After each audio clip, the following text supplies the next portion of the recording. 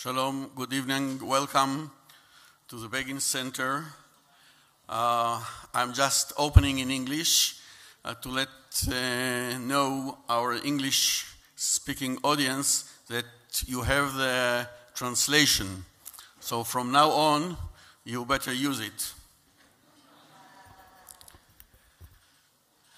ערב טוב, ברוכים הבאים לכנס בגין 2022, המציין 30 שנה לפטירתו של ראש הממשלה מנחם בגין.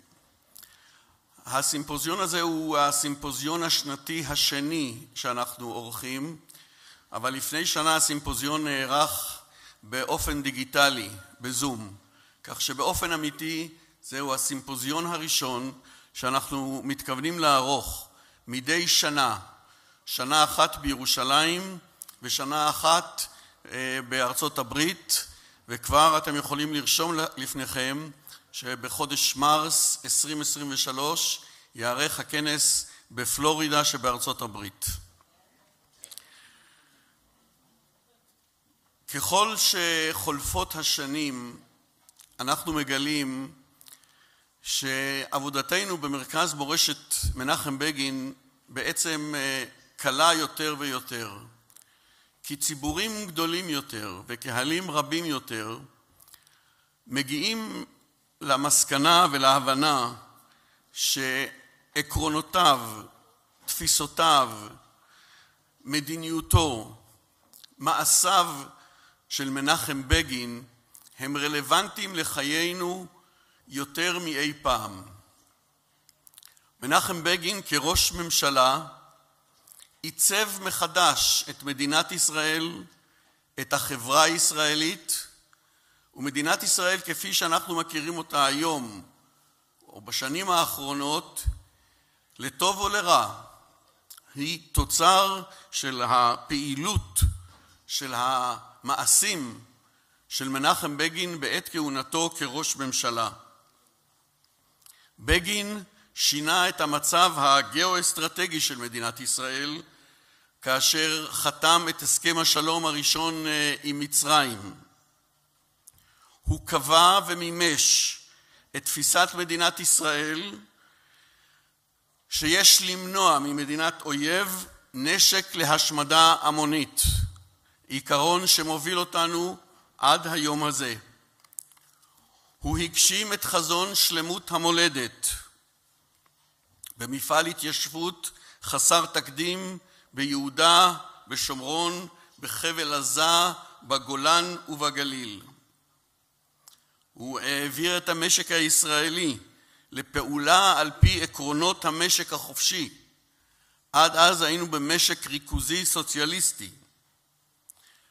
אבל יחד עם המשק החופשי, הוא הוביל את הפרויקט החברתי הגדול ביותר בתולדות המדינה, שיקום השכונות, והוא העביר את חוק חינוך חינם לתיכון לכלל ילדי ישראל.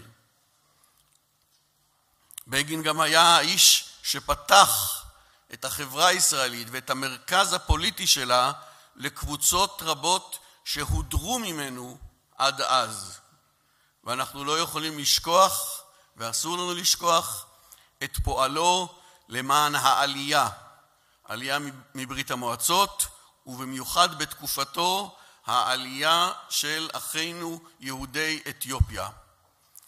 כל הדברים האלה הם נושאים שעד היום אנחנו עוסקים בהם, דנים בהם, ולכן מנחם בגין הוא הנפקד הנוכח ביותר בזירה הציבורית הישראלית. ועלינו מוטלת החובה לזכור, להזכיר ובעיקר ללמד את הדור הצעיר את אותם עקרונות שהם רלוונטיים לחיים שלנו גם היום הזה. אני רוצה להודות כבר בתחילת הכנס החשוב הזה לחברים הרבים, לאנשים הרבים שתרמו להצלחתו.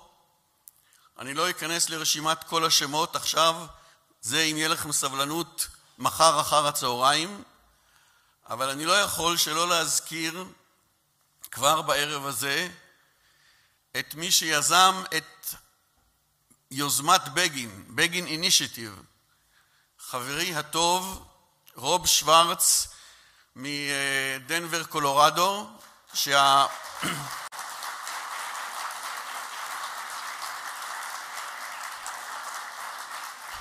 שהמסירות שלו, הנחישות שלו, ההתמדה שלו, דחפה אנשים רבים כל כך כדי שנוכל להגיע למעמד הזה. תודה רבה.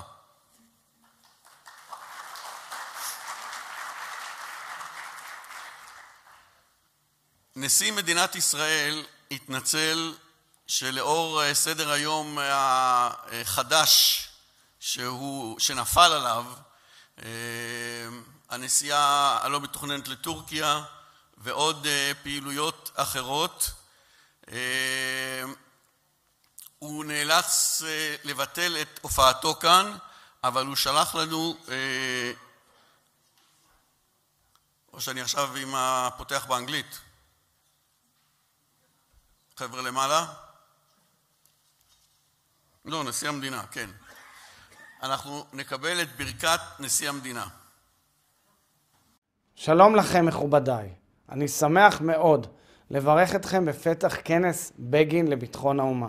ראשית, אני מבקש להודות לכל מי שעמלו במלאכה החשובה שעמדה בבסיס הכנס הזה, ובראשם כמובן למרכז מורשת בגין, ולך, ראש המרכז, מכובדי הרצל מקוב, וכמובן לכל הדוברות והדוברים החשובים מישראל ומחוצה לה. אין ראוי יותר ממנחם בגין שיוקדש לו כנס בנושא זה, שהרי ביטחון האומה על מכלול היבטיו היה תמיד בראש מעייניו. הוא כתב ודיבר ועסק בזה עשרות בשנים. אמנם מנחם בגין היה רק בן 3, כשיוסף טרומפלדור עליו השלום טבע את המושג המכונן צריך גלגל, אני גלגל, כדי לתאר את המסירות המוחלטת של אדם לעמו ולמולדתו. אבל הוא, מנחם בגין, היה הגילום המוחלט של האמירה הזו. מפקד וג'נטלמן, מנהיג הערץ ואיש משפחה, איש מסתורין ונואם בחסד, יהודי חם וליברל דגול, איש מלחמה ואיש שלום. מנחם בגין היה אדם ברוך כישרונות. כישרונות של כולם הקדיש למטרה אליה שאף כל חייו. קוממיות ישראל. כשצריך היה להיות ג'נטלמן, בגין היה ג'נטלמן. כשצריך היה להיות מפקד, בגין היה מפקד. כשצריך היה להיות במחתרת, הוא היה במחתרת. וכשצריך היה לנאום בכיכר העיר, הוא ידע לנאום בכיכר העיר. כשצריך היה להיות איש מלחמה ולהשמיד את הכור הגרעיני בעיראק, בגין היה איש מלחמה. וכשצריך היה לחתור לשלום, היה בגין איש השלום שהביא את השלום המכונן עם מצרים, שהיא היום בת בריתנו. הוא ידע רק ציווי אחד, לבנות. לבנות את ביטחון האומה, לבנות את ישראל. ואני שב ומודה לכם על היוזמה המבורכת, על הכנס החשוב, ומאחל לכולנו שדמותו הנערצת של אחד מגדולי האומה תהיה תמיד לנגד עינינו עד סוף כל הדורות. יהי זכרו של מנחם בגין ברוך ונצור בליבנו לעד.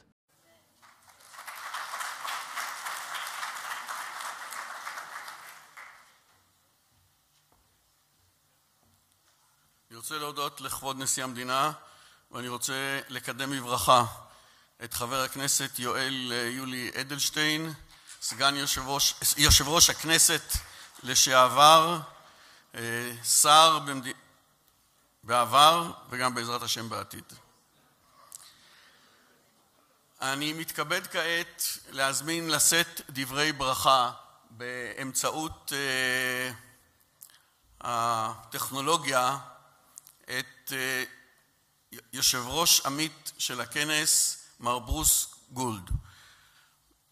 Bruce, our friend from Florida right now, couldn't join us because of a personal reason, but he was with us from the beginning and he still is.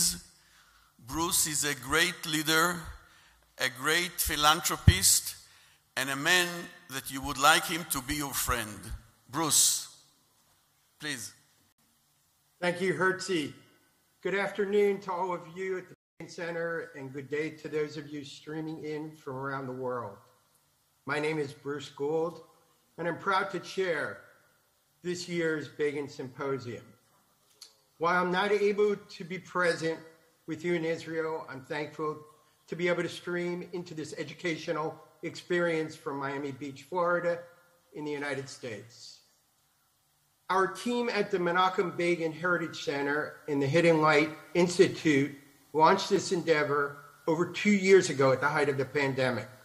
We hosted 10 plus webinars through the Begin Symposium webinar series, where we covered a wide range of topics with experts in various fields. Our inaugural symposium last June was presented virtually, and we had over 650 people participate live, with an additional 2,000 replays of the recording. We are proud and thankful to see all of you here at the Begin Center Auditorium and those tuning in from afar. I want to also take a moment to thank those who helped to make this happen. The generosity that has come from individuals, families, foundations, and companies is truly amazing. Without your support, we could not have put on this important educational event. Security is a topic that surrounds our people and our country. Menachem Begin carried that burden and responsibility for keeping Jews and Israel safe. With losing most of his family tragically in the Holocaust and experienced rampant anti-Semitism in his youth, Begin understood the urgency of the Jewish people to live free from fear and away from harm. As Prime Minister, he had the absolute commitment to Israel's security. He understood that this was sometimes best achieved by making peace with Israel's enemies, as witnessed by the historic peace treaty with Egypt. And other times, even in the face of global condemnation, it required military action, as he did when he sent Israeli pilots into Iraq to bomb Saddam Hussein's nuclear reactor.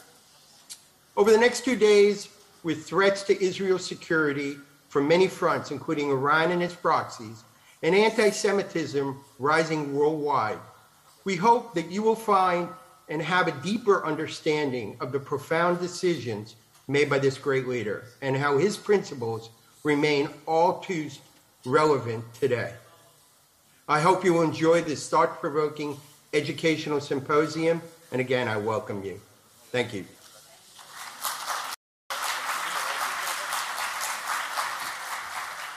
Thank you, Bruce, very much, and we really miss you here.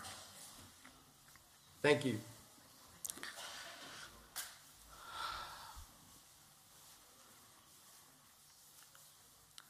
על הבמה, אביבה דסה. שלום.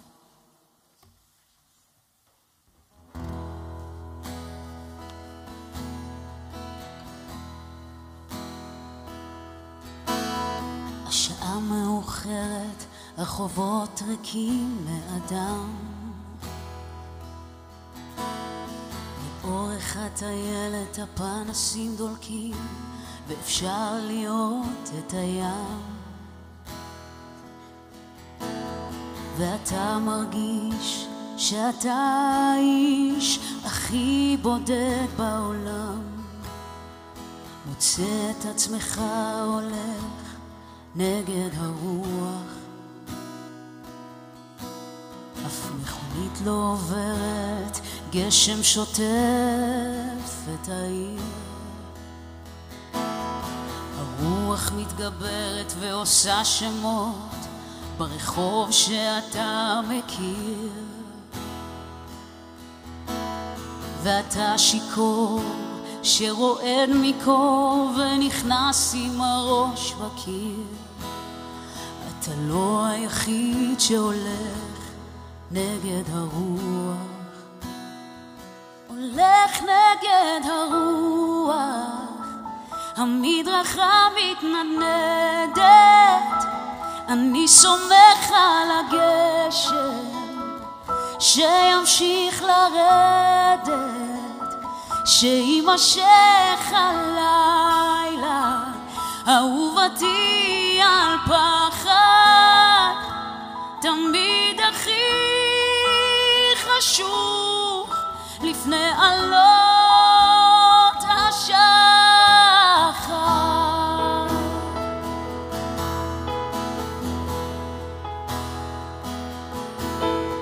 לבושה בשחור יופיע מתוך החושך, מלכת חלומותיי באה אליי, משוגעת על כל הראשי. איבדנו אוויר בטנגו מהיר, דרכנו את עצמנו בקושי. איתה זה תמיד הולך נגד הרוח, ואני לא יודע אם היא אמת או חלום. פעם מגן עדן ופעם מרכבת אל הגיהנום, והיא חמה כמו האדמה ואני נאבק לנשום, אבל אין מה לעשות נגד הרוח, הולך נגד הרוח. המדרכה מתנדנדת, אני סומך על הגשם שימשיך לרדת, שימשך הלילה. אהובתי על פחד, תמיד הכי חשוך לפני עלות השחר.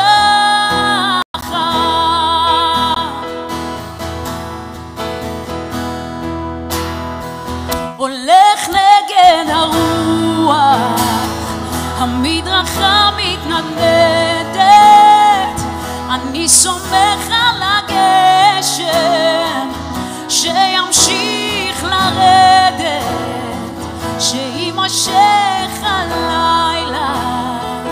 אהובתי על פחד, תמיד הכי חשוך לפני עלות השחר.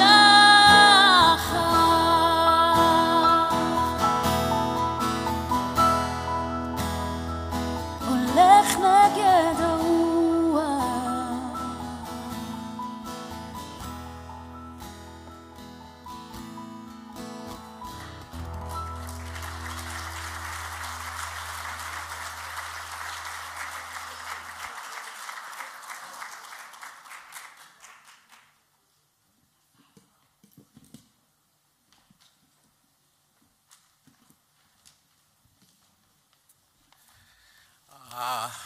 I flunked Hebrew in yeshiva, so I'll stick with English. By way of introduction, my name is Rob Schwartz.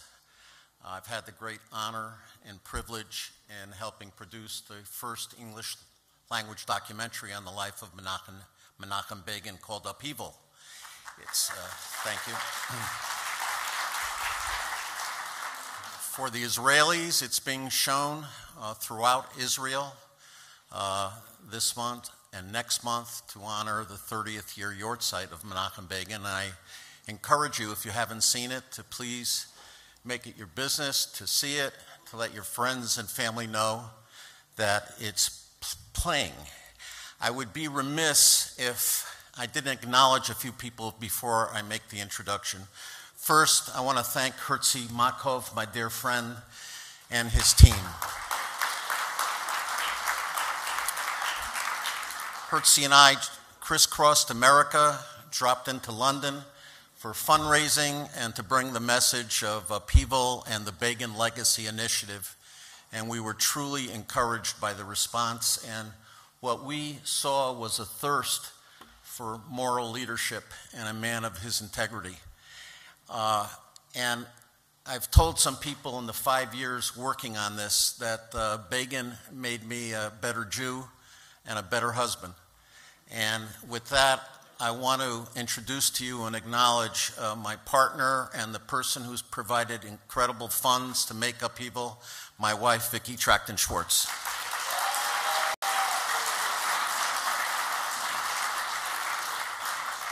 This Begin Legacy Initiative, and particularly upheaval, was a team effort. And I'm going to mention a few names and ask them to stand. Our chair, Bernard Haston.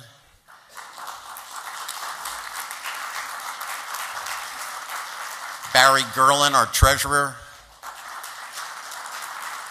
Jonty Feldman, our distinguished board member from London. Chaim Oren. Rachel Greenberg, our producer. I again want to thank the Begin staff of Tamir Darman, Paul Gross, Ilana Brown, from our team, Simon Schwartz and Alex Wertheimer. Thank you. I want to now introduce the panel, and I'm going to start with my former boss, Senator Joe Lieberman, who's now senior counsel at the law firm of Kasowitz, Benson, Torres, and Friedman in New York. As many of you know, for 24 years, he was a distinguished U.S. senator. I wish to God he was our president, to be very honest.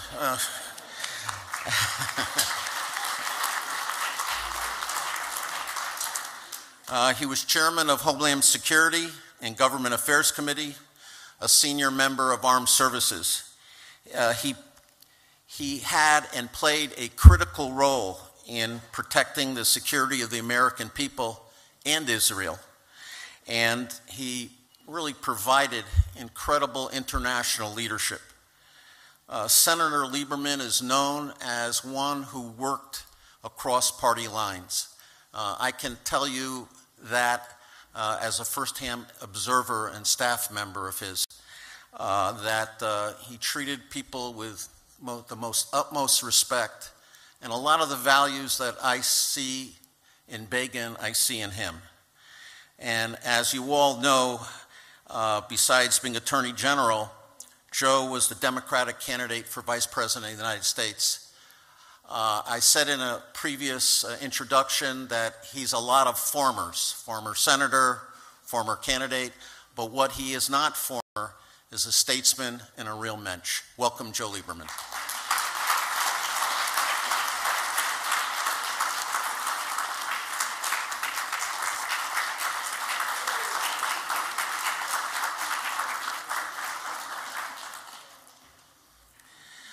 Coming on Zoom will be Ambassador Dennis Ross. He's a counselor and William Davidson Distinguished Fellow at the Washington Institute of Near East Policy. He was a point man for George H.W. Bush and Bill Clinton in negotiating with Yasser Arafat and his team. May God bless their souls. And he's been a scholar and a diplomat, the author of several books, and really saw firsthand and attempted to create significant conflict resolution between the Arabs and the Jews and the Israelis, and we welcome him.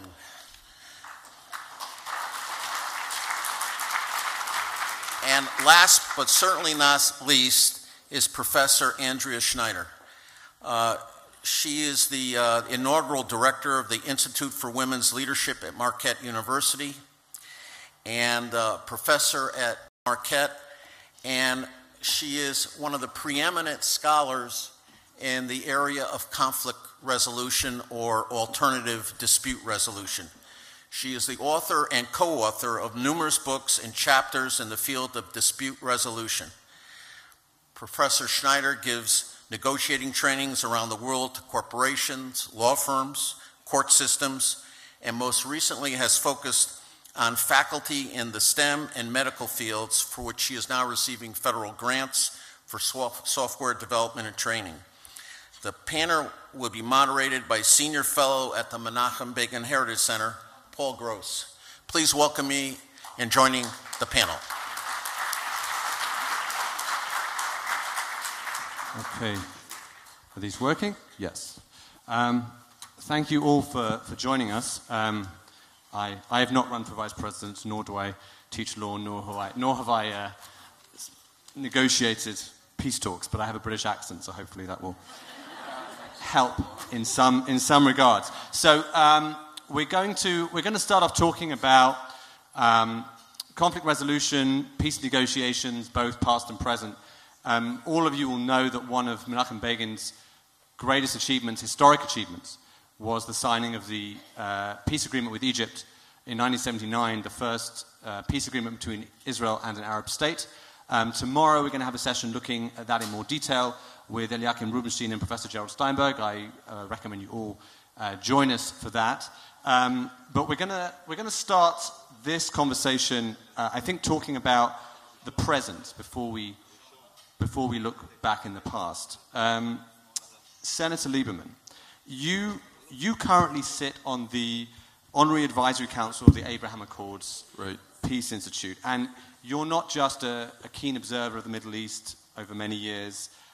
You were also on the front line of American politics at a time in the 1990s when many people, both in the US and here, thought that peace between Israel and the Palestinians was round the corner until it all quite literally blew up in our faces here with the Second Intifada.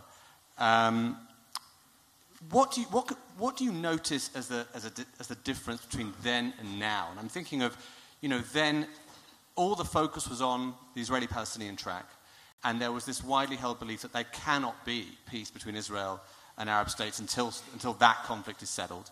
And here we are, post-Abraham Accords, normalization agreements with 4 Arab states. There's talk of other similar agreements on the cards. And the Palestinian track is pretty dormant. So what can you tell us about how you see the difference between then and now? Thanks, Paul. Professor, good to be with you. Dennis, long distance, good to be with you. It's a real honor to be part of this symposium. Menachem Begin has been a hero of mine for a long time. And I think in this symposium with the extraordinary group of speakers and participants you have, we do what one hopes to do on a yurt site, which is to keep alive the ideals of the person who has passed away. And Begin really has so much to teach us in so many ways. So it's an honor to be part of this. I can't, if you'll allow me a word of, as we used to say in the Senate, personal privilege. I am just so proud of Rob Schwartz and all he has done to bring this event about, to make the movie. I was thinking as Rob was speaking, my former colleague, Senator Pat Moynihan of New York, once said to me that one of the ways I should measure my public service is by what the people who work with me in public service do after they leave me. It was an unusual standard, and I would just say to Rob, thank you for helping me elevate my self-evaluation because of all you have done. Okay, so let's go to Paul's excellent question, very relevant. And in the spirit of this symposium, I would start by saying, as you look back at Begin's career and what he spoke to, particularly after he became prime minister, he wasn't uniquely focused on the Palestinian-Israeli track. He really had a vision of a comprehensive agreement, a peace between Israel and all or as many of its Arab neighbors as possible. And in one sense, that led to the pioneering, path-breaking treaty between Israel and Egypt. There was not much progress after that, and we in America, you focused on the Palestinian track. It did create the Oslo process, which has had mixed effect. But since then, not much progress has occurred, and that's where the Abraham Accords were a remarkable breakthrough. And we could talk about it at more length, but this really was more in the vision of what Begin had in mind.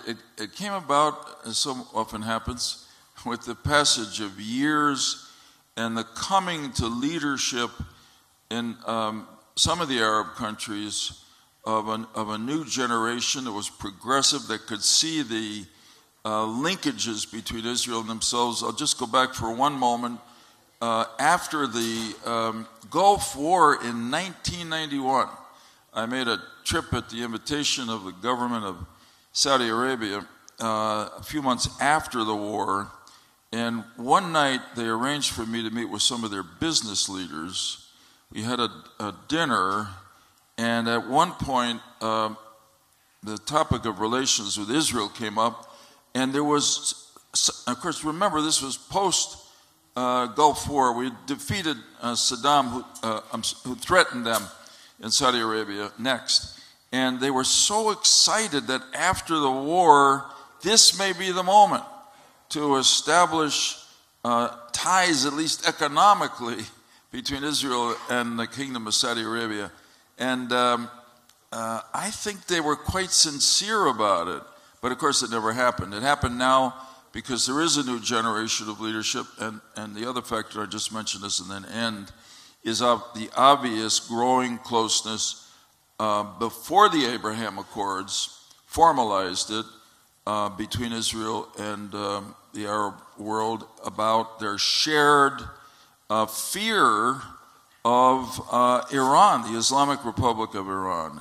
And again, I just want to say, and that was part of what motivated this agreement. It wasn't all, and hopefully there'll be more that will grow from it, if I may say, after the Islamic Republic of Iran collapses and Iran is run by a more civilized group of leaders, humane group of leaders. Amen. Be Ezrat Hashem, or as our allies now say, Inshallah. But something is happening in Vienna now that is quite ominous and threatening to all this. And I'll just mention in passing, obviously, I fear that the U.S. and the European powers, the P5+1, including Russia, who were so furious at now, and China, is about to enter into an agreement that will not end the Iranian nuclear program, will give them more money, which they will use to support terrorists who will attack Israel and the Arab allies. And right now it seems to be on hold only because of the intransigence and presumptuousness of Russia and Iran, as you know.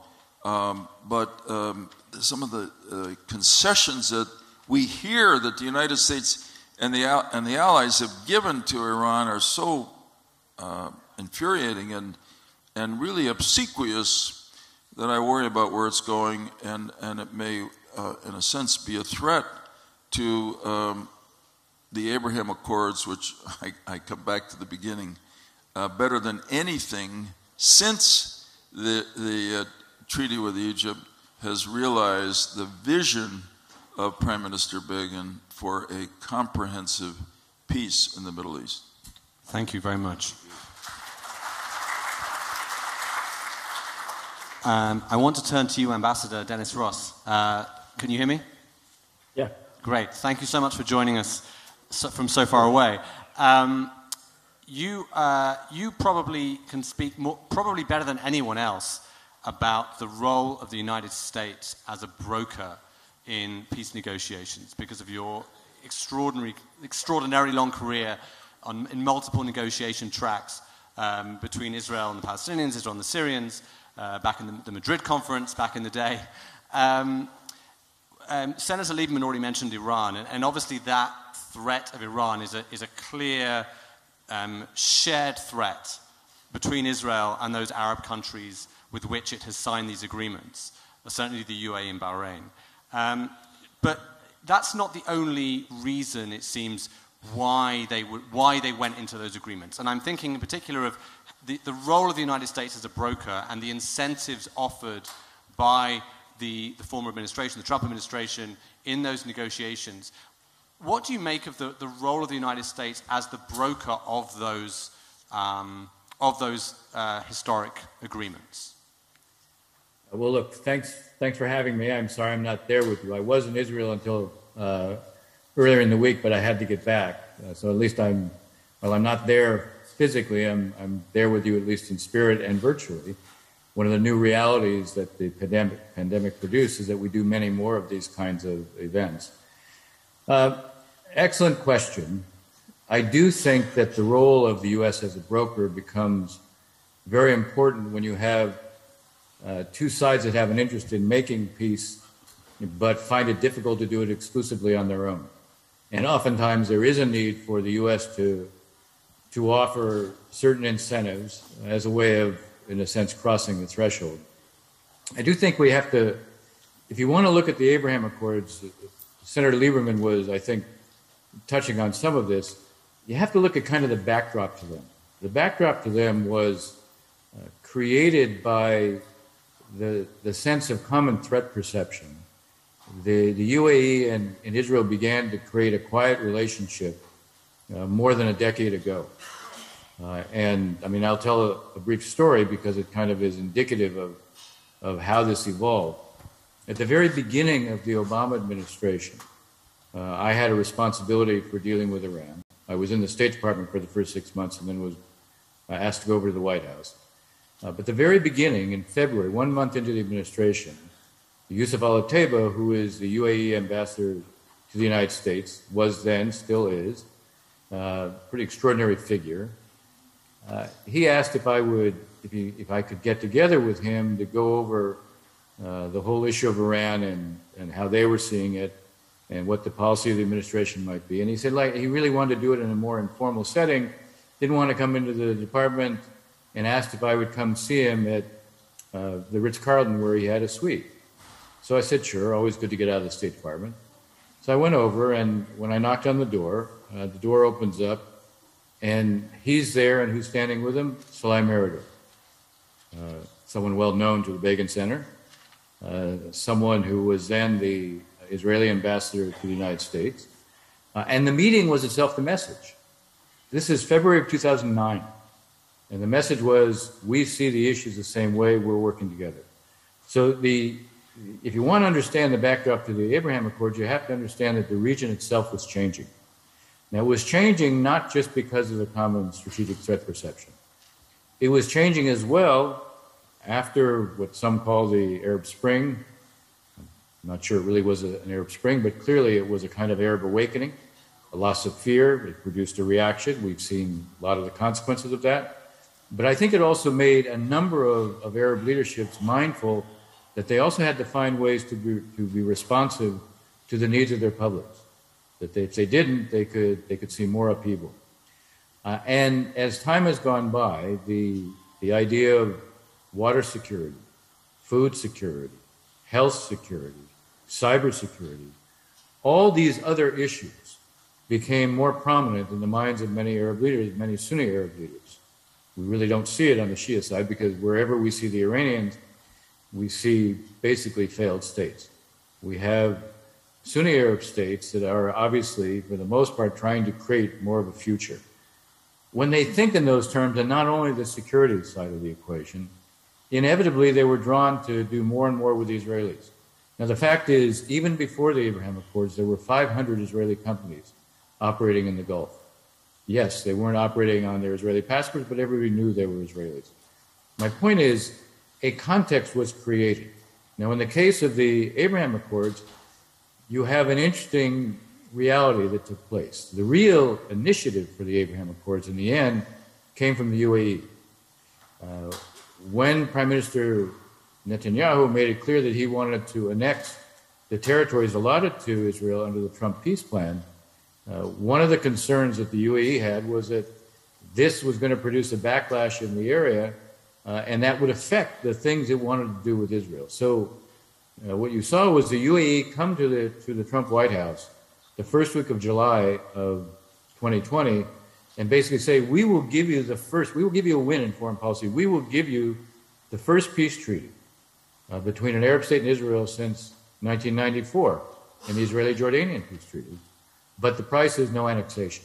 They also wanted certain issues related to the qualitative military edge, meaning F-35s, Predator drones. They also wanted those. They wanted commitments on the security area because they also felt they might be exposing themselves more. But the key thing was, okay, we'll give you full normalization, but the price is don't annex the territories allotted to Israel in the Trump plan. And that was what gave Trump a reason to then say, okay, no annexation. So here was an American role that obviously the UAE was prepared to do this, but it needed something from the United States. We saw the same thing with Morocco. We saw the same thing with Sudan. The approach with Bahrain was a little bit different, where it was more a case where the administration raised certain questions about whether or not the Fifth Fleet might still be homeported there if they didn't make the agreement. The point is, there are incentives and disincentives that an American administration can offer, but the larger point is the context also has to be right.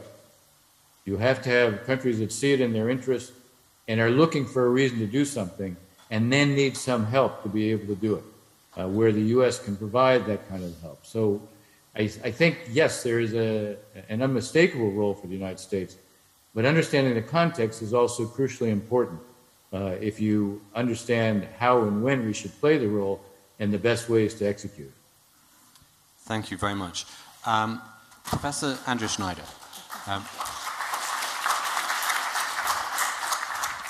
Okay. Professor Andrea Schneider, so you're coming at this from a different vantage point. You're a world-renowned expert in conflict resolution, an academic, a professor at a university in the United States. When you heard the news of these normalization agreements, that Israel would be normalizing with the UAE and Bahrain, what was your reaction? And from what you know of them since, to what do you attribute the success of those agreements? Okay, thanks for that. Let me start, as everybody has, with thanking everyone for organizing this. This is just terrific, Rob. I'm very happy to be here after these years of working on it. And one of the reasons I got involved in this entire project is really coming from conversations recognizing that Menachem Begin has for years been taught in American classrooms as the quintessential example of a peacemaker. So there are American academics who have never been to Israel, who frankly know very little else about peace building or international conflict, but when you need an international example of a peace accord that worked, we pull out Camp David, based on no knowledge whatsoever. We can go into whether that's wise or not, but that is the example. And so it's really wonderful to be able to dig in and make this available, and really with this and over the last 2 years to make this kind of lesson available in much broader ways. Now, you asked about my reaction, and I think like many of us, we're looking at this, it was excitement, it's delight, this is all good. That these countries are coming together. I think as the senator alluded to, there have been opportunities. You might have thought in 91, that's a great example. And as Ambassador Ross has pointed out, it's not for lack of American trying over the last 30 years, right? American presidents, as we have seen, have tried very hard to make their mark, to be the honest broker, to try to bring the parties together. So the real question is what worked and why now? Again, we've already talked about how, in some ways, the enemy of an enemy brings parties together, and the focus on Iran has definitely done that. I think the converse is also true in that you saw the friend of my friend.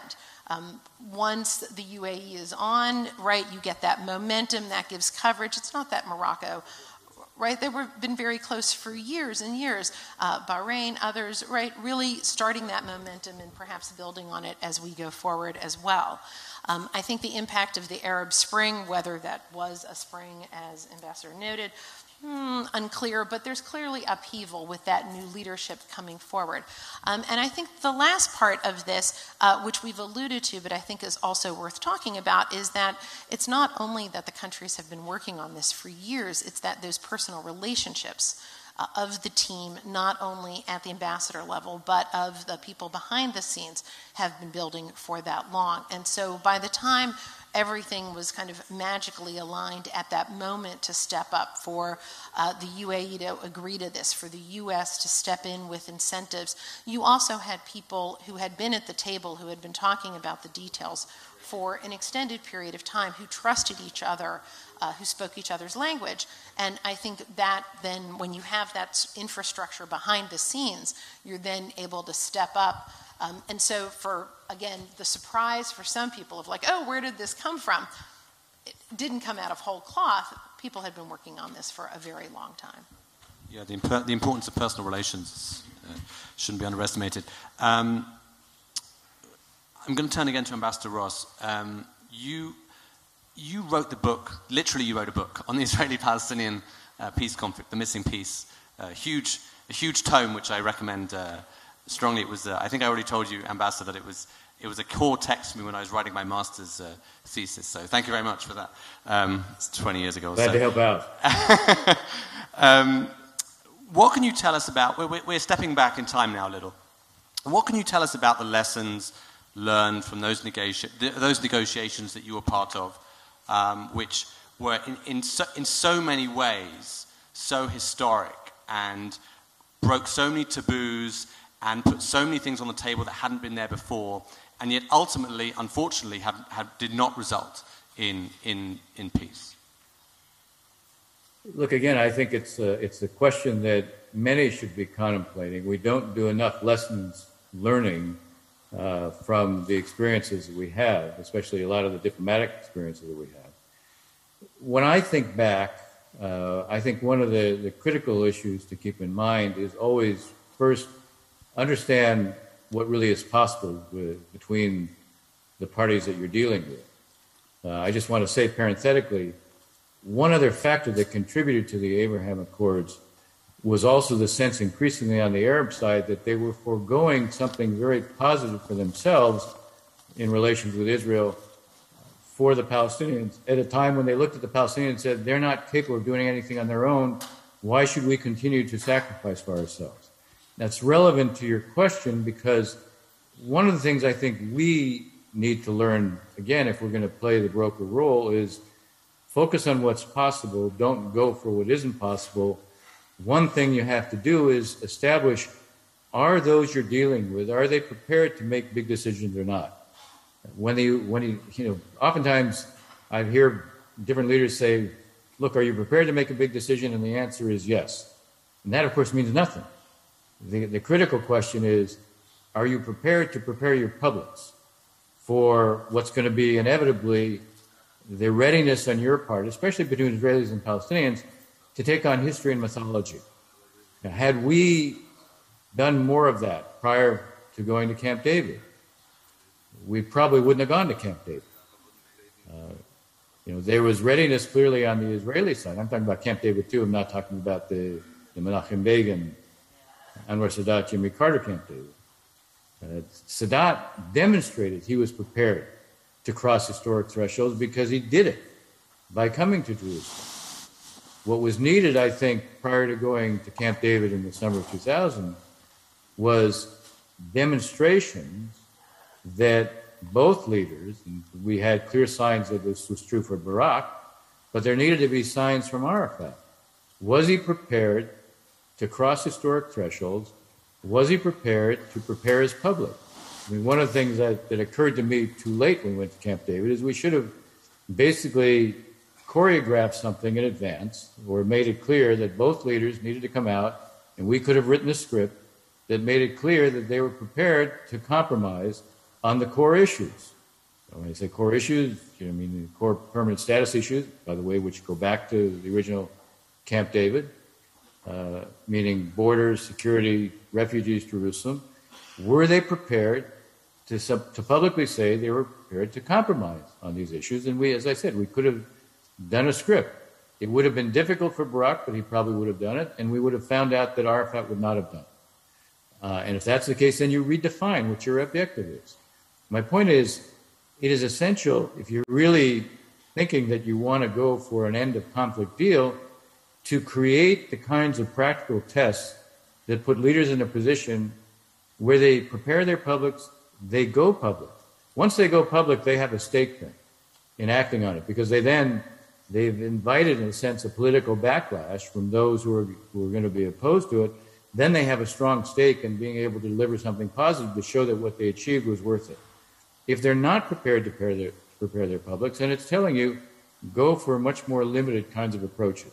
I would just say, again, if you look at today, the context for today doesn't lend itself at all to trying to resolve the Israeli-Palestinian issue. That doesn't mean you should do nothing about it. You do nothing about it, the issue is going to continue to fester. It's not going to go away. So the approach then has to be, all right, how do we lessen that conflict? How do we change the circumstances so what isn't possible today can become possible over time? The worst thing you can do is go for an agreement, try to raise expectations in circumstances where there's no possibility of success. All that breeds is cynicism and a sense of hopelessness. That hopelessness is what typically makes the prospects even worse and moves you farther away from creating the conditions that make peacemaking possible. Thank you very much. Professor Schneider, having talked with Ambassador Ross about the negotiations he was part of, I want to go back to Camp David 78, the successful Camp David.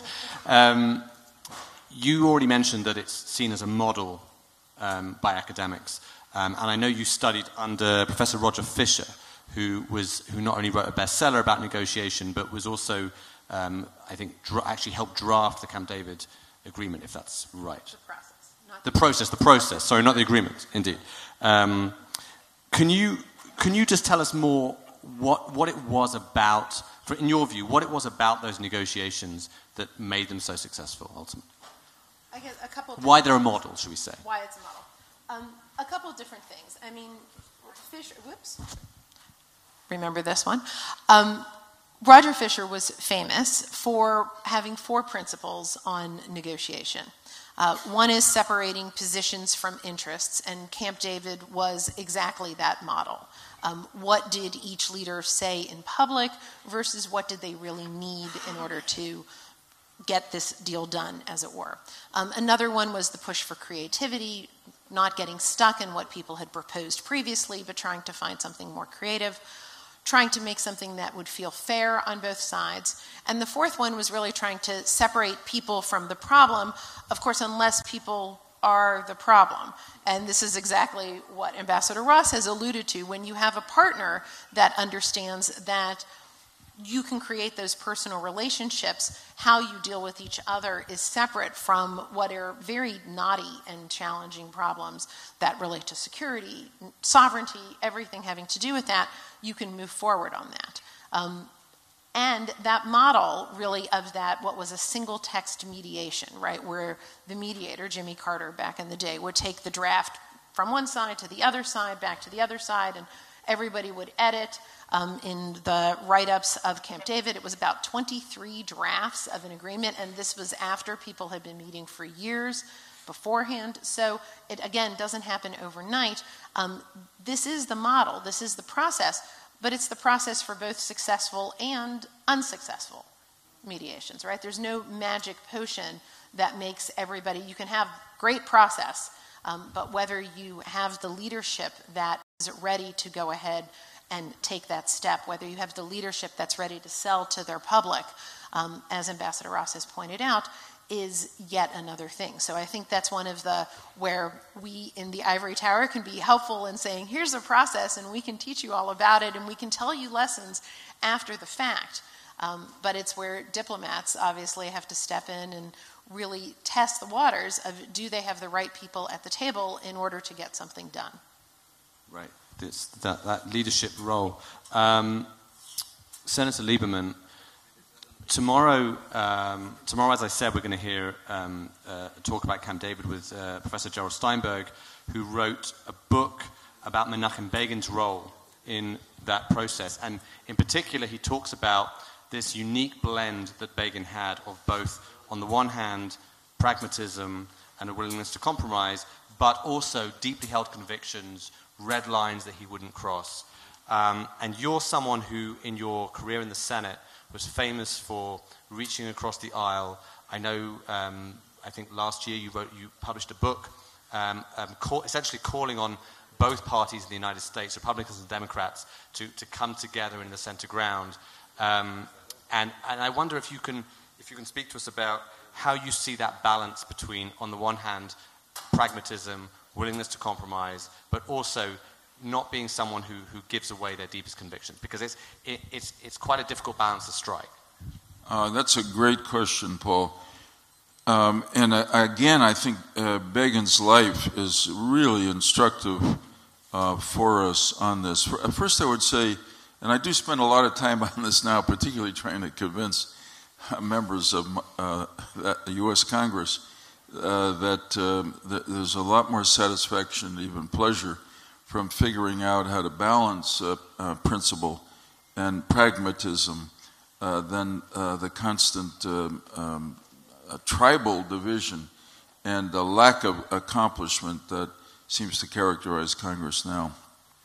So the first thing I'd say is that sometimes people hear those two terms, if I could say principle and pragmatism, as in conflict, that pragmatism is almost the willingness to forget your principles. But it's quite the opposite.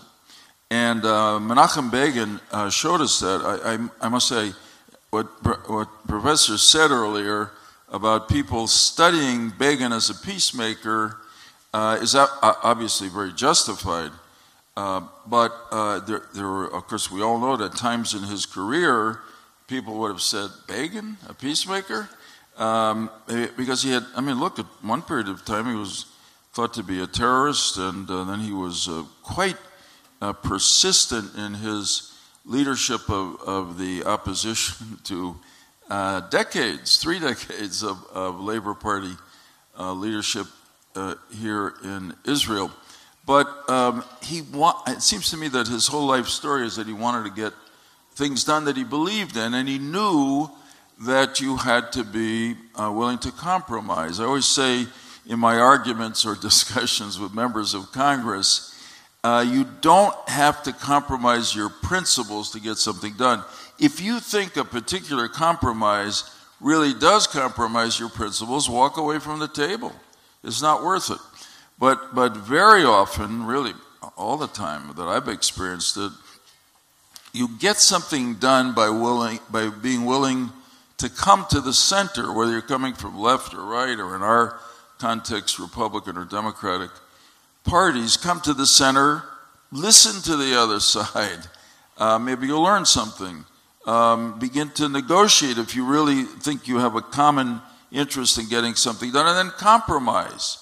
And compromise is not a dirty word. It's it's the way to accomplish things. And I think, again, Begin's life speaks remarkably to that. I must say, being here at the Begin Center in Israel, I should say that in the book that I published last year called The Centrist Solution, I spent a little time talking about, you might say, the religious origins of conflict resolution.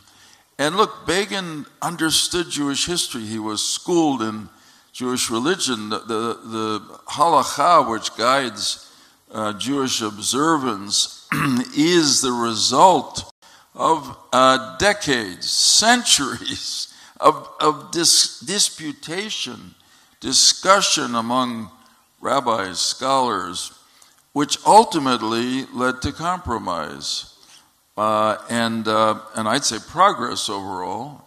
And the process still goes on, which is quite remarkable. But let's go back to Begin's life. The Camp David Accords, the peace treaty with Egypt, was a result of, it required compromise. And neither Begin nor Sadat, Israel nor Egypt, could get everything they wanted. And as Dennis said, the Abraham Accords required compromise, give and take, but there was a remarkable principle and accomplishment that resulted. In Begin's time as prime minister, there's not much attention is paid to it because it's so much.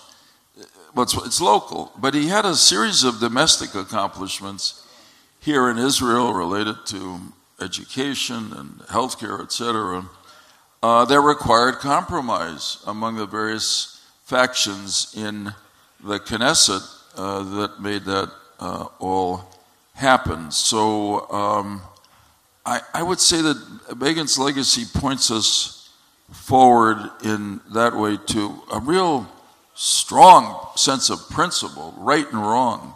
Certain lines he wouldn't cross, wouldn't compromise, but ultimately a willingness to compromise. Look, I failed to mention part of his legacy to us is patriotism, and to know not only when to compromise, but when to yield, if you will.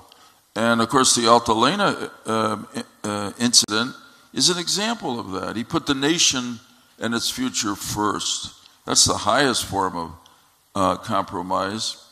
And of course, when the '67 war broke out, he did not hesitate. He rushed to join a unity government because he felt there was an existential threat to Israel. So those were all compromises.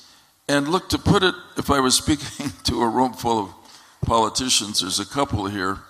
And I always say this in the U.S., the compromises Begin made led to the extraordinary accomplishments of his career that we celebrate and honor and learn from today.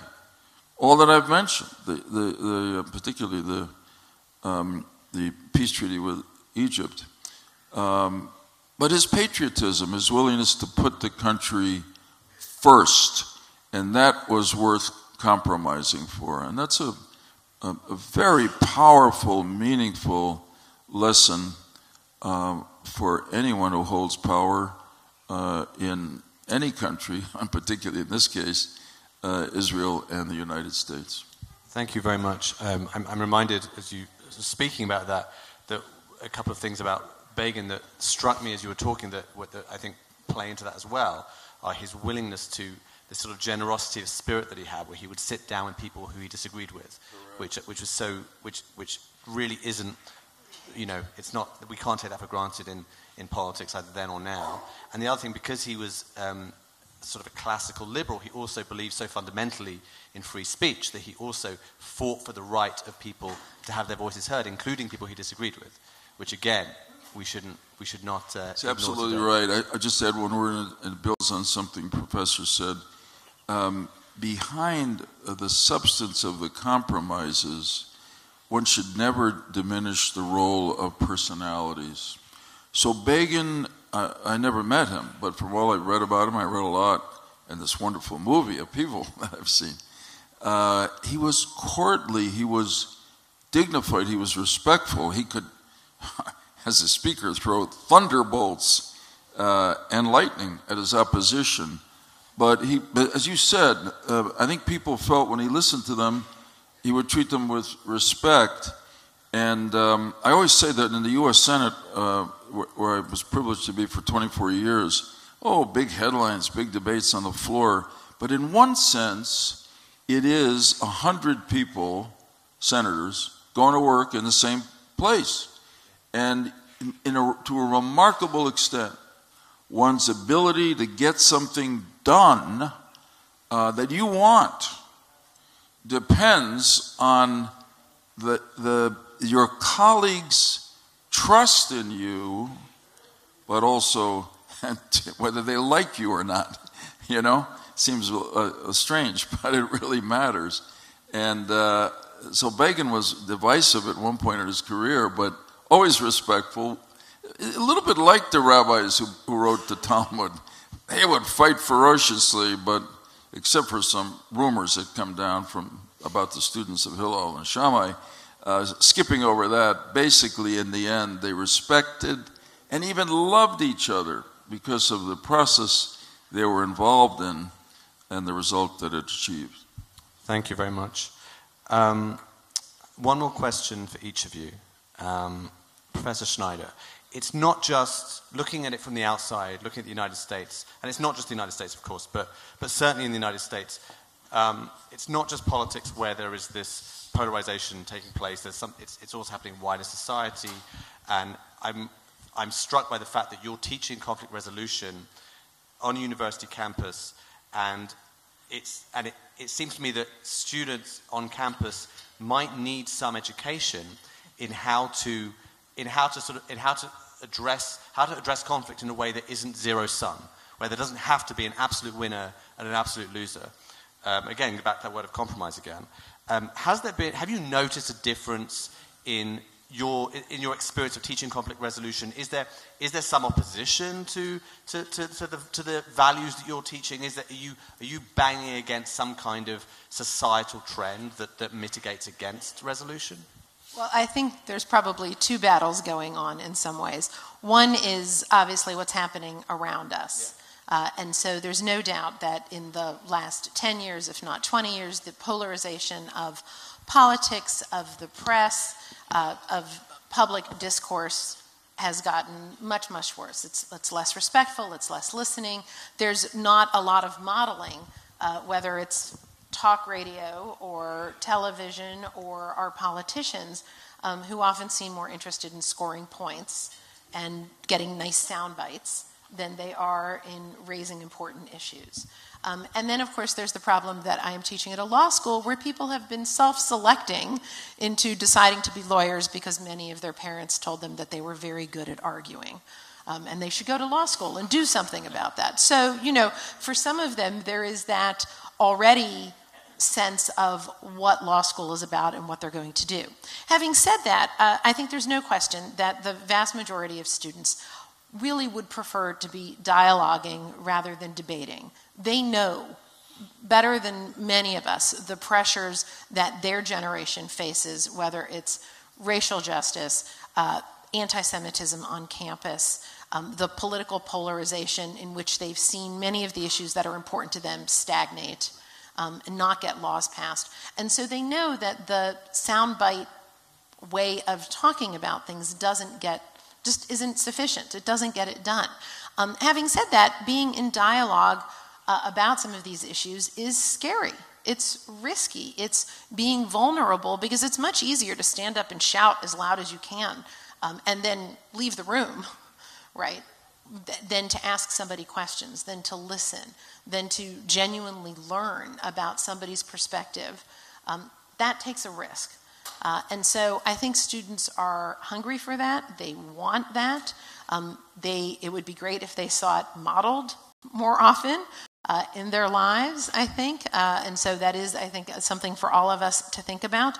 But recognizing learning is supposed to be, in some ways a little dangerous, a little risky. And that's the best part of an education. Right? We're not going to school to learn what we already know, to have something confirmed that is easy for us to hear. And so I think when you frame it that way on a university campus of, this is going to be uncomfortable. You're going to hear points of view that you don't agree with. Ask good questions, and then be quiet, and listen, and learn. And then you will have your chance also to talk and dialogue. Those are skills that used to be hallowed, and I'm hoping that we get them back. Yeah, that would be very nice. Thank you very much. Senator Lieberman, we're here in Israel, and I don't think we can, in this kind of event, if we're talking about university campuses, we need to at least touch on the topic of the way Israel is treated on campus.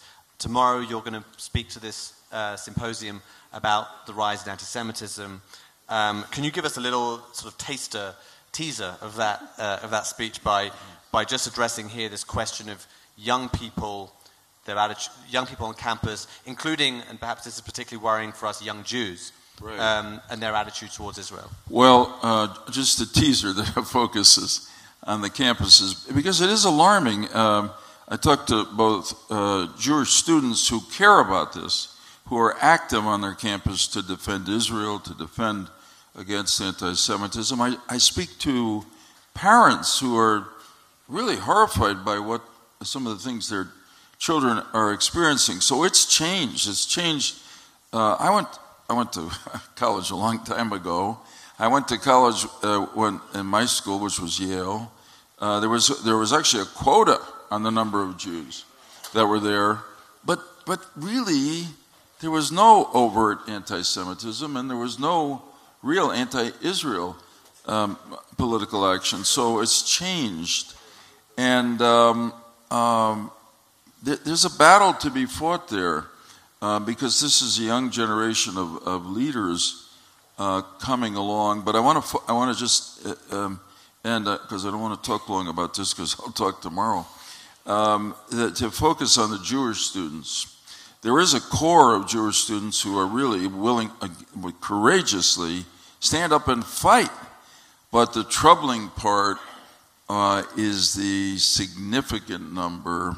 Maybe it's, I asked the students, I'm not on campus, Jewish students, probably at least half, who are non-involved. They're apathetic. Now, why are they apathetic? Let's be honest. Some of them, don't bother me with this. I want to go to college. I want to have a good time. I want to learn.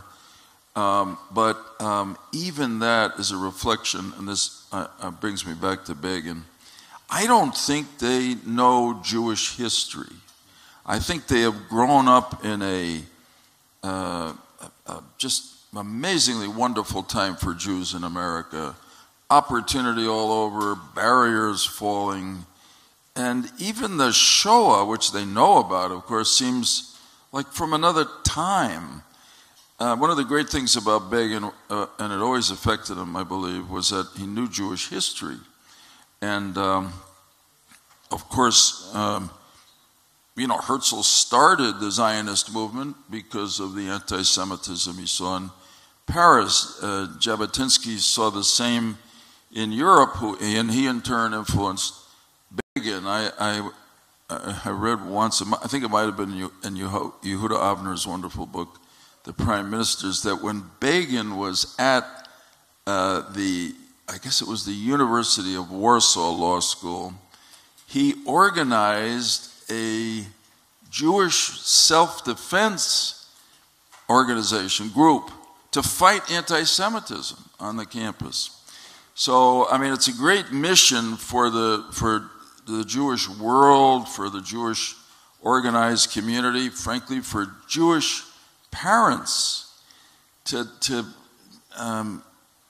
educate their children to our history, including just recent history, and to let them know, also painfully from recent history, they may keep their head down on our college campus.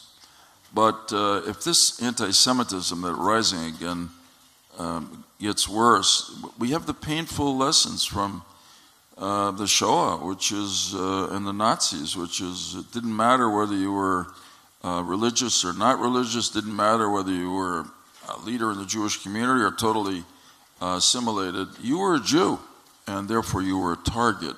God forbid we come to anything close to that again.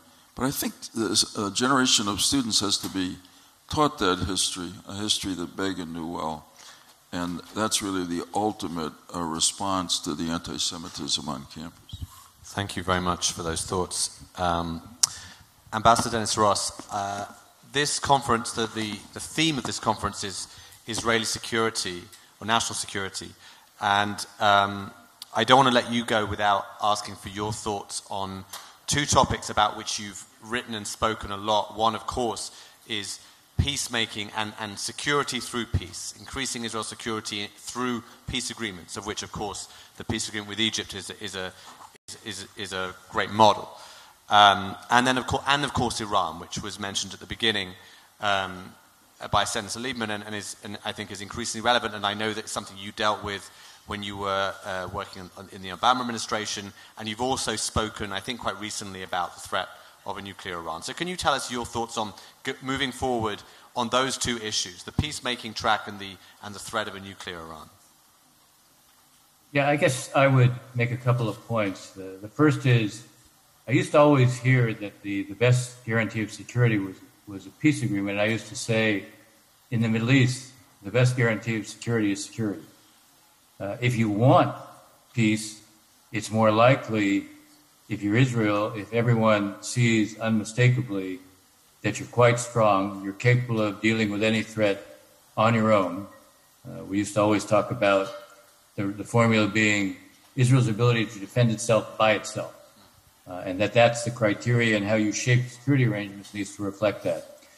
That has become, I would say, even more important, because in no small part of the attraction of Israel, of this growing collection of Sunni Arab states, is that Israel's strong, and Israel can be of help in the security area to them. And in fact, does play an active role in ways that isn't particularly seen, isn't particularly visible, but is quite real to a number of the Sunni Arab states right now.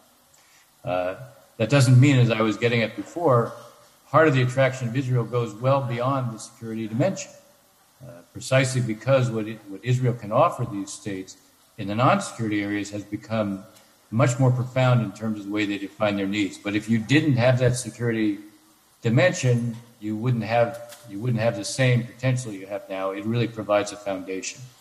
So that's kind of a fundamental, foundational principle, I would say.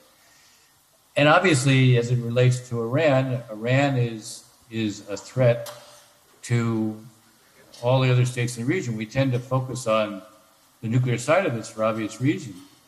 But if you're looking at it through the lens of most of the regional states, they see the threats are the day-to-day realities. You know, what do they see in Iran? Iran's biggest exports aren't oil. They're basically militias, missiles, drones, and as I like to say, failed states. You know, they represent an alternative future for the area that holds no prospect, no possibility, and no hope. And that's not what most of these countries in the region clearly want.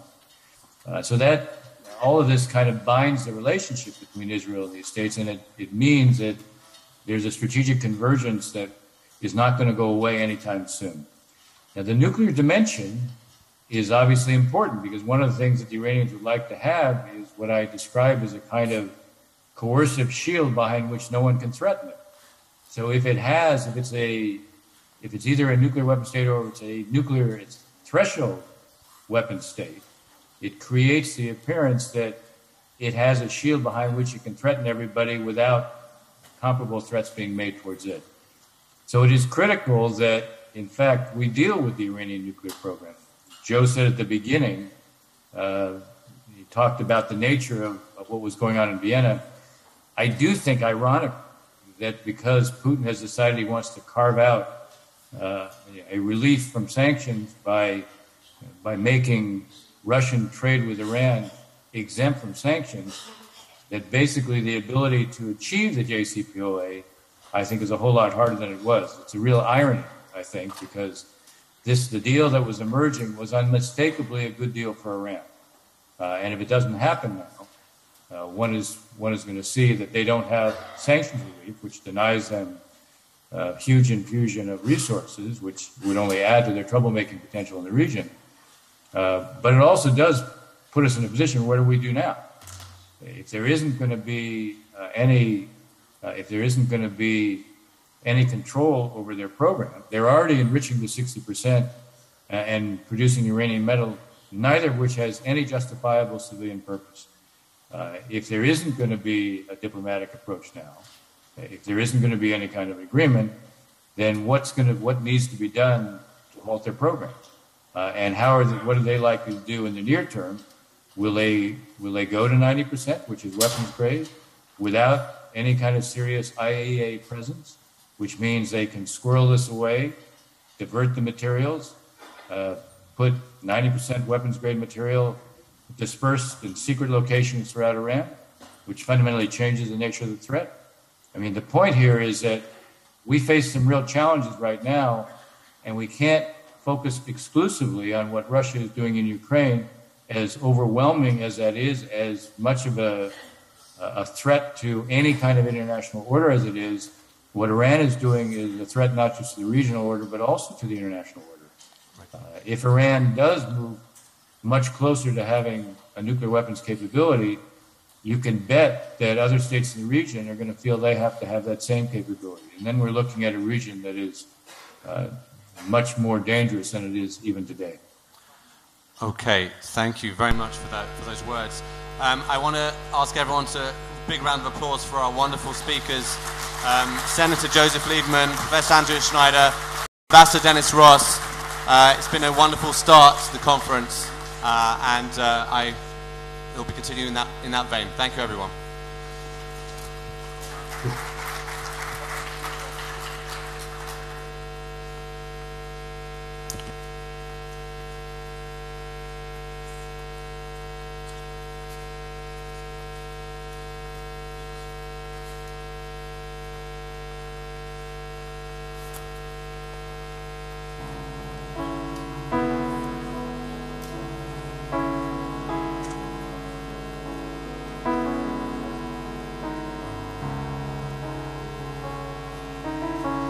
דומה לימדו אותנו מכחילה כיפת שמיים, חרש נם בקצה האופק צל חומות ירושלים. מדריכי שכי בן עלי צצר אוזני הרב, מסתכל בצבא שמיים ובודק בכוכביו, מסתכל בצבא שמיים ובודק בכוכביו. אי שם בתוך הלב עיר שלום, עיר שלום, אי שם בתוך הלב עיר שלום, אי שם בתוך הלב עיר שלום, עיר שלום, אי שם בתוך הלב עיר שלום.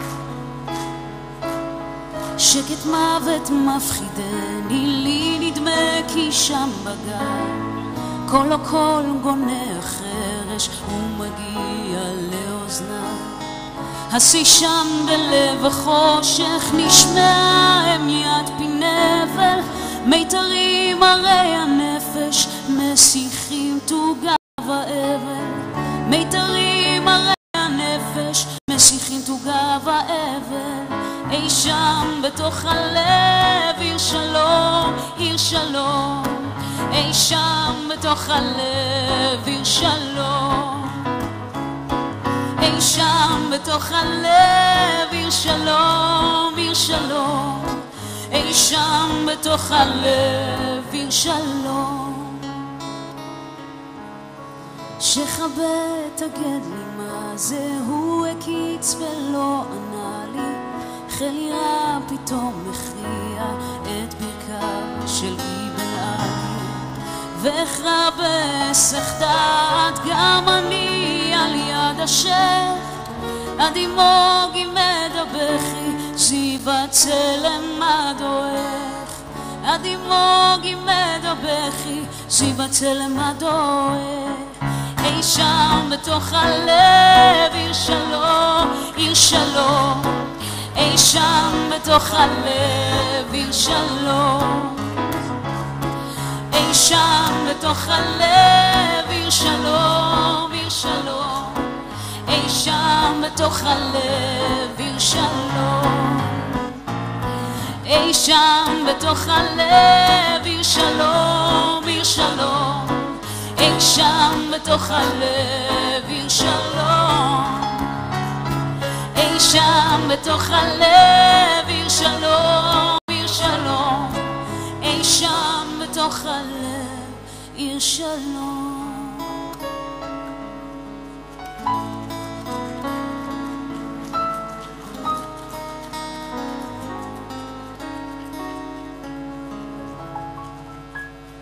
תודה רבה.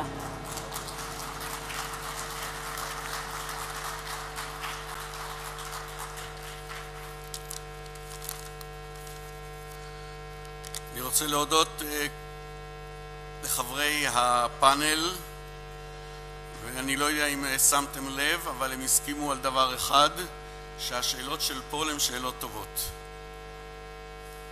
זה לא קורה בכל פאנל.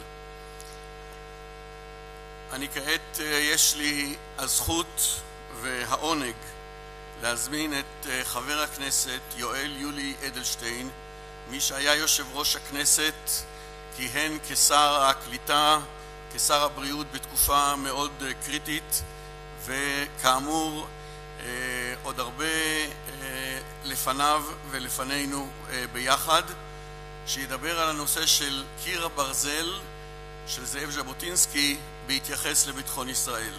חבר הכנסת אדלשטיין, בבקשה.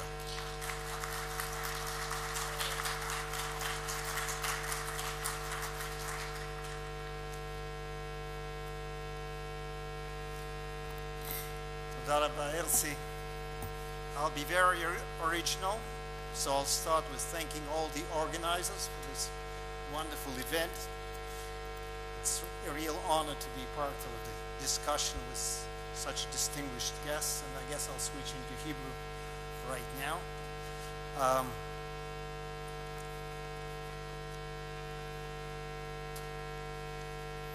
אני חייב לומר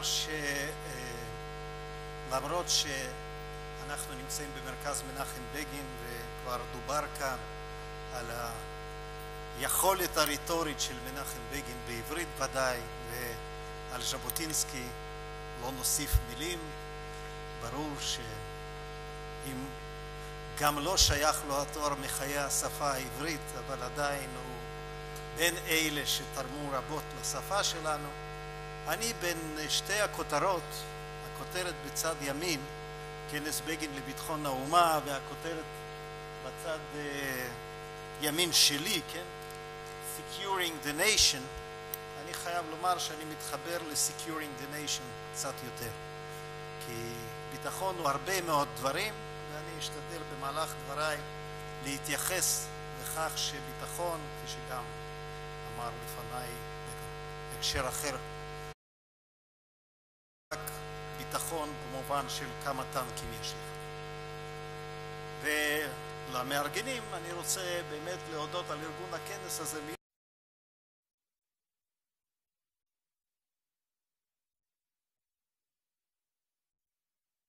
כל החשיבות שבפעולה כלכלית נכונה, הרי יסוד היסודות לפעולתנו בארץ הוא בראש ובראשונה היעדר סכנה, הביטחון הגופני. דבר זה אינו טעון הוכחה. אמר את זה ז'בוטינסקי באוגוסט 1929, ולצערי בימים שלנו ברור עוד יותר מתמיד עד כמה שהמילים האלה נכונות גם היום.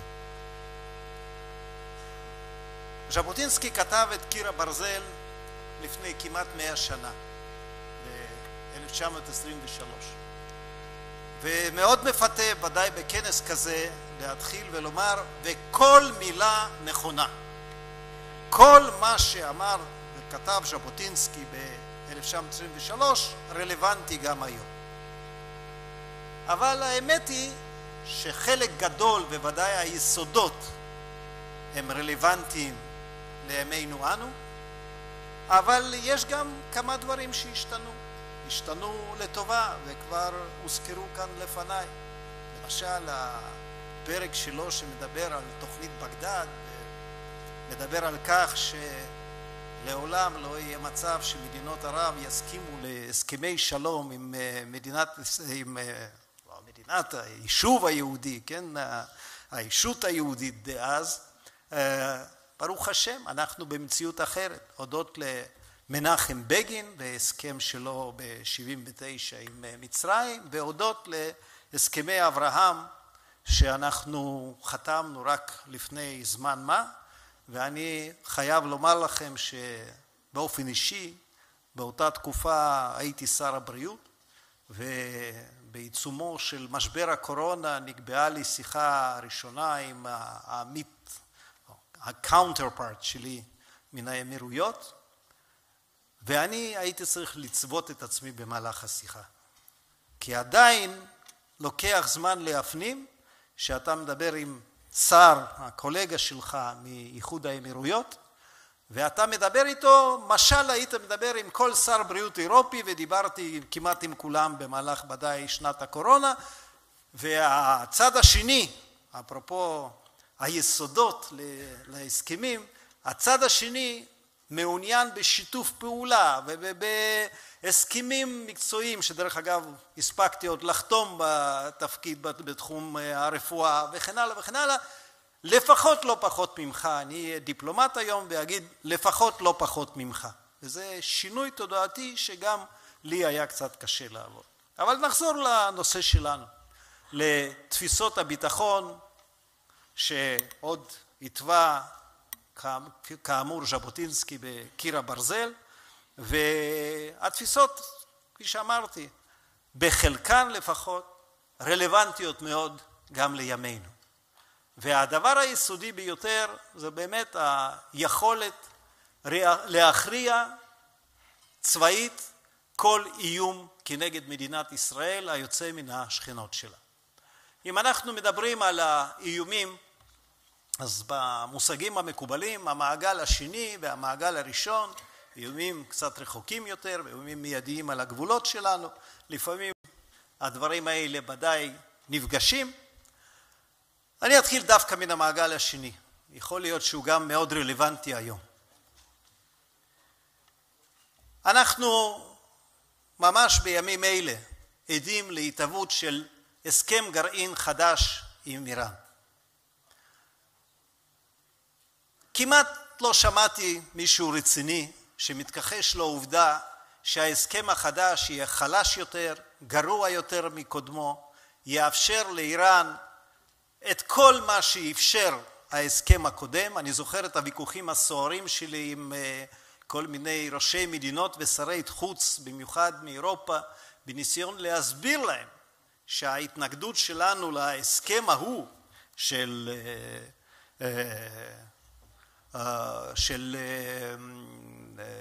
ארצות הברית, האיחוד האירופי, סין ורוסיה עם איראן, נבעה בין היתר, ודאי שלא רק, אבל בין היתר מן היכולת של איראן בחסות ההסכם הזה, לתמוך באמת בכל ארגון טרור ברחבי העולם, כפי שאמר השגריר רוס, איראן היא לא רק איום אזורי, היא בעצם איום גלובלי.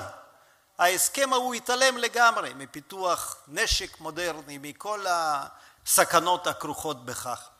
ועכשיו אני אפילו בחיוך עצוב אומר שאף אחד לא רק שלא מנסה לשפר את ההסכמים בתחום הזה, אלא גם מבחינת הגרעין עצמו, הליבה של ההסכם הוא ודאי הרבה יותר חלש ומביא את איראן על סף התגרענות בפרק זמן קצר ביותר. זה דבר שגם קורה על רקע מסוים של מה שקורה קצת יותר רחוק מאיתנו, אבל מביא אותנו למסקנה מאוד ברורה. ברגע שאיראן יהפוך חס ושלום למעצמה גרעינית וימשיך עם האיומים, תמשיך עם האיומים שלה כלפי מדינת ישראל, אנחנו נשמע הרבה הזדהות, הרבה נאומים חזקים, הרבה הבנה שאסור לפגוע במדינה יהודית, אבל לסמוך אנחנו נוכל רק על צה"ל, המוסד, על זרועות הביטחון שלנו ורק על עצמנו. אני חושב שהמסקנה הזאת בימים אלה היא כבר לא קונטרוברסלית, היא ברורה ביותר.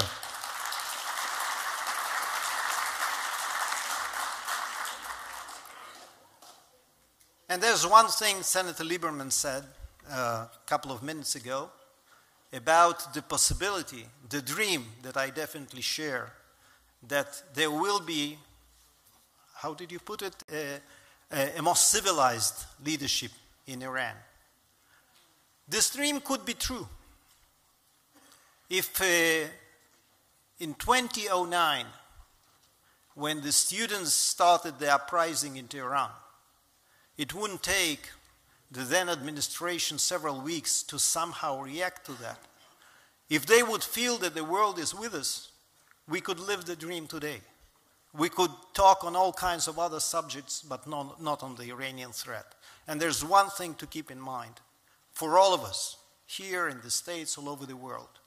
If Iran becomes nuke, there is no chance whatsoever for any internal changes there. That will be a clear message to the Iranian people, to the younger generation. That's it. The game is over. So it's our mutual responsibility to make sure that it never happens. ואני רוצה לומר לכם,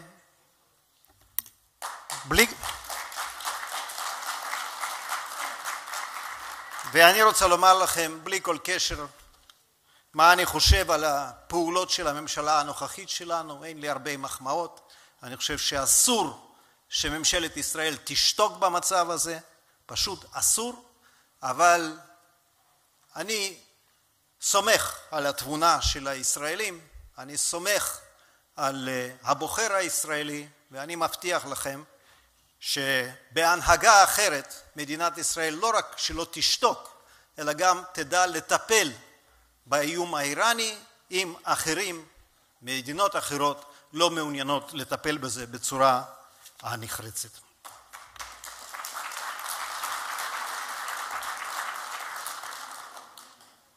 אנחנו צריכים לדבר גם על המעגל הראשון של האיומים. נכון, המצב גם בדרום וגם בצפון הוא מצב שעדיין, למרות השקט, עדיין מצב ביטחוני מאיים. אנחנו יודעים להתמודד הגנתית. גם בדרום, אין ספק שחמאס היה בטוח שעם הטילים שהם הצטיידו בהם, הם ישלטו על מדינת ישראל כפי שבא להם, בכל רגע נתון. אבל זה לא קרה. באמצעות כיפת ברזל הצלחנו להבהיר לחמאס שהשלטר לא בידיים שלהם. ואז הם המציאו את המנהרות.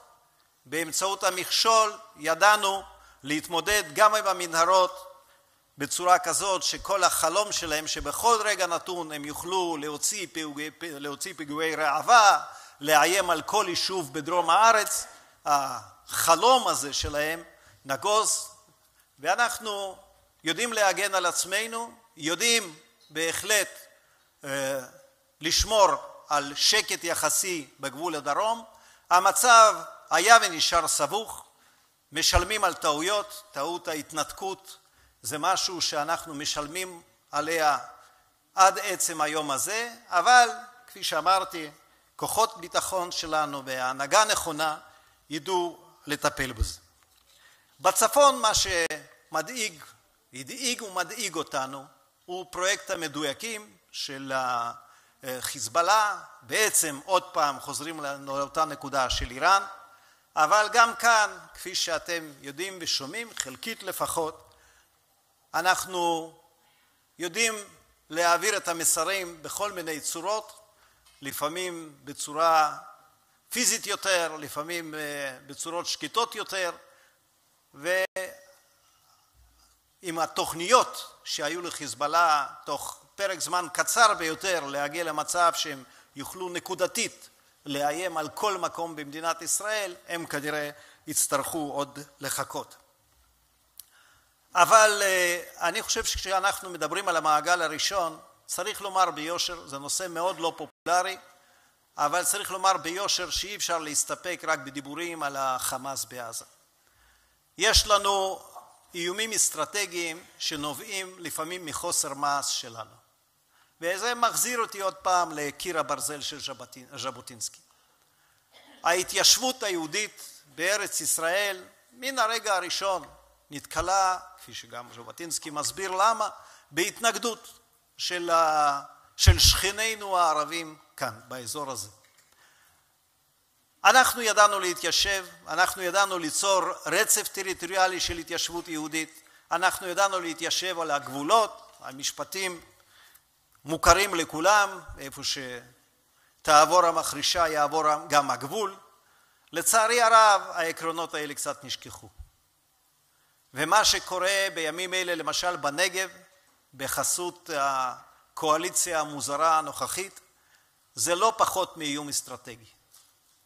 צריך לזכור שגם ז'בוטינסקי, הרבה שנים לפניי, וגם אני, מאמינים בדו-קיום. אבל דו-קיום מורכב משני דברים. דבר אחד שמאוד אוהבים לדבר עליו, וזה לחיות ביחד, זה לצד זה, ולהבין אחד את השני, ולחיות בשלום, כל הדברים נכונים. אבל יש גם צד שני לדו-קיום. ועליו אוהבים לדבר פחות. וזה להיאבק עד חורמה בכל אלה שמאיימים על דו-קיום, מתנגדים לדו-קיום, מנסים לפגוע בדו-קיום. לצערי הרב זה נשכח לגמרי. חלק מן האנשים האלה שמתנגדים אידיאולוגית לדו-קיום, ששייכים לתנועה האסלאמית הקיצונית, היום, כפי שאמרתי, אפילו חלק מן הקואליציה. ועם הדברים האלה אנחנו, פשוט אסור לנו להשלים. אנחנו צריכים להבין שמדובר באיום אסטרטגי, בשטיפת מוח גם של הדור הצעיר, של נערים ונערות היום, בני 13, 14, 15, שיגדלו כבר לתוך האידיאולוגיה של האסלאם הקיצוני, של הכל מותר, והדברים האלה חייבים טיפול כבר עכשיו. הדברים האלה ביתר שאת נכונים לגבי מה שקורה ביהודה ושומרון. במקום להבטיח רצף התיישבותי, במקום לדאוג לכך שהיישובים המרכזיים הגדולים ייהנו באמת מסביבה בטוחה, אנחנו עדים לפיתוחה של מה שמכונה תוכנית פייד, שגם היא לא תוכנית תמימה, ומאיימת על העתיד שלנו לא פחות מאיומי טילים מרחוק. כאן מדובר באיומים מבפנים, וכדאי בימים אלה, למי שלא עשה את זה עד עכשיו, לקרוא עוד פעם את על קיר הברזל של ז'בוטינסקי, ולהיזכר בעקרונות שלו. אני חייב לומר לכם, זה לז'בוטינסקי, זה לא לי, זה נכון, מותר למחוא כפיים. אני חייב לומר לכם, שאני פתחתי בדברים אופטימיים, ואני נזכר בשיחה עם קולגה שלי. כמה טוב להשתמש במילה קולגה, כי זה גם בזכר, גם בנקבה, אני לא חייב לומר את זהות אותו קולגה או אותה קולגה, איתו דיברתי. זה היה לפני הרבה שנים, ואני אמרתי, אני רוצה רק להבין, למה כל פעם, ומדובר בקולגה עם מעמד מאוד גבוה, למה כל פעם אני אומר מראש שכל התוכניות שאתם יוצאים איתן ייכשלו, וכל פעם אנחנו חוזרים לאותה נקודה, אתם מנסים ומנסים ומנסים, כל הנבואות השחורות שלי במרכאות מתגשמות, ובסופו של דבר חוזרים לנקודת ההתחלה. ואותה קולגה אמר לי, בסדר, זה לא חוכמה להיות פסימיסט במזרח התיכון. זו ממש לא חוכמה. אתה תמיד תצא צודק אם אתה פסימי. בשנים האחרונות אני דווקא משתכנע שאין שום חובה להיות פסימי במזרח התיכון. אם אתה עושה את הדבר הנכון, אם אתה לא מטשטש את אותם הדברים שלפני דקות מספר סנטור ג'ו ליברמן דיבר עליהם, וזה לא להתבלבל בין פרגמטיות לוויתור על עקרונות, אז יש כל הסיבות להיות אופטימי. אתם זוכרים איך לפני רק כמה שנים אהוד ברק הבטיח לנו צונאמי מדיני, אם אנחנו לא נלך להסכמים קטסטרופליים ומיד ונרוץ ריצת אמוק אל תוך כל מיני הסכמים שאין להם שום התכנות? נו, ראיתם צונאמי מדיני? אני לפחות לא. אני אגיד לכם יותר מזה. אנחנו הרבה דיברנו על הסכמי אברהם. ואני מתנצל מראש. אני מתנצל מראש. אבל אני חייב לומר לכם, שלא בשיחות מסוג שהוזכרו כאן ב-2009, אבל ב-2017, 2018, 2019, בפורומים הכי סגורים, הכי אינטימיים, הכי ביטחוניים שיש במדינת ישראל, בחדרים נעולים בעשרה מנעולים, אני לא פעם שאלתי, כיושב ראש כנסת דאז, אחר כך כשר, האם יש סיכוי שאותם יחסים שדובר בהם עם כמה מדינות באזור, יחסים בתחומים הכי רגישים של מודיעין, של סייבר, ראשי זרועות הביטחון שנפגשים עם המקבילים שלהם, האם יש איזשהו סיכוי שזה יתורגם גם למשהו גלוי, להסכמים? אנשים הכי רציניים, אני אומר לכם את זה בלי מרכאות, ראשי זרועות הביטחון במדינת ישראל, שהקדישו את כל חייהם לתחום, ראשי הדיפלומטיה במדינת ישראל, אנשים בעלי ידע עצום, אמרו, אדוני היושב ראש, תסתכל לי בעיניים, לא יקרה אף פעם. כל עוד שלא תחתמו על הסכם שלום עם הפלסטינים, לא תהיה מדינה ערבית שתעשה הסכם שלום עם מדינת ישראל. זה לא היה לפני 20 שנה, זה היה לפני 2-3. אין סיבה להיות פסימי במדינת ישראל.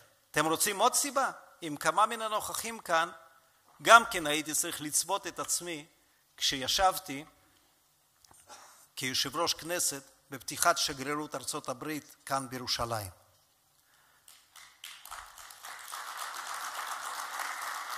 אני דרך אגב לא אחסוך ביקורת גם מעצמנו, יכול להיות שבפעולה נכונה יכולנו כבר לראות עוד כמה שגרירויות, אילו היינו באמת מתבייתים את זה בצורה נכונה אז, אבל מה לעשות, שר החוץ לא היה, ראש הממשלה והנשיא לא בדיוק דיברו אחד עם השני, ולא הייתה איזושהי תוכנית איך כל אחד מאיתנו היה יכול להביא כמה חברים מבירות העולם ולנסות לדחוף אותם בעקבות ארצות הברית. אבל למה אני מזכיר את זה? תמיד נעים להזכיר את זה. אתם זוכרים את התחזיות לפני העברת השגרירות? על המזרח התיכון שיבער, על ירושלים שתהרס? היום יש גוגל, אפשר לבדוק, אפשר למצוא. כל המומחים דיברו על זה. חברים וחברות, חברות וחברים. אין שום סיבה להיות פסימי במזרח התיכון אם אתה עושה את הדבר הנכון. אם אתה עושה את הדבר הנכון, אם לא שכחת את העקרונות, אם לא שכחת את הבייסיקס, את הבסיס שלך, על הזכויות שלך על הארץ הזאת, אז אתה בהחלט לא צריך להיות פסימי. אתה יכול להיות אופטימי, ואתה יכול גם להעז. המעז מנצח.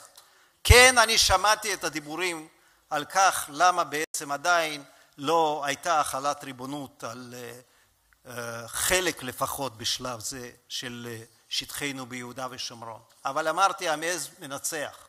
ואנחנו יכולים להאמין שאם אנחנו נעשה את הדבר הנכון, אז גם את הנושא הזה נצלח, כפי שאמרתי, ירושלים עדיין קיימת, אנחנו נמצאים בה, מדינת ישראל תהיה קיימת גם אם נתקדם בסיפור הזה. ואני אסיים ואגיד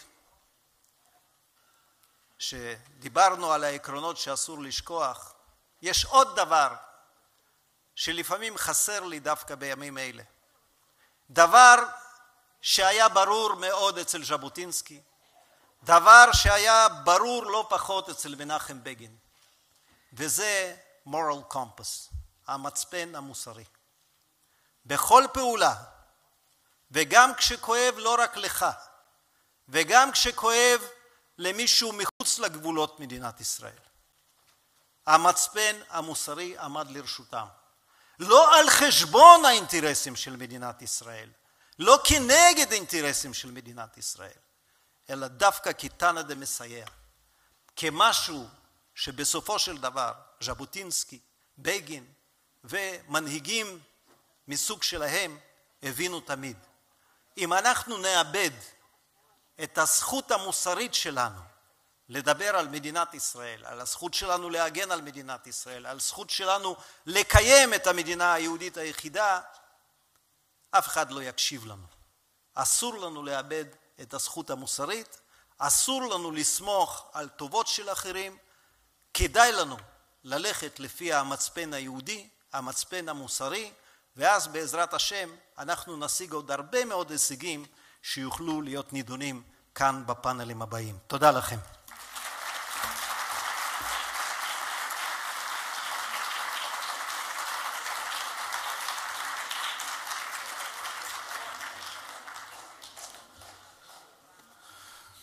תודה לחבר הכנסת יואל יולי אדלשטיין על דבריו הנכוחים, ואני רוצה כעת להזמין ידיד מזה הרבה שנים וחבר, לא סתם חבר, אנחנו חברים באותה ברית, ואל יקל הדבר ביניכם, ברית יוסף טרומפלדור בביתר, את מי שעומד היום בראש ההנהלה הציונית, ומכהן גם כיושב ראש בפועל של הסוכנות היהודית, ומזה מספר שנים עומד בראש המאמץ לתאם את המאבק באנטישמיות, ועל כך הוא גם ידבר, מר יעקב חגואל.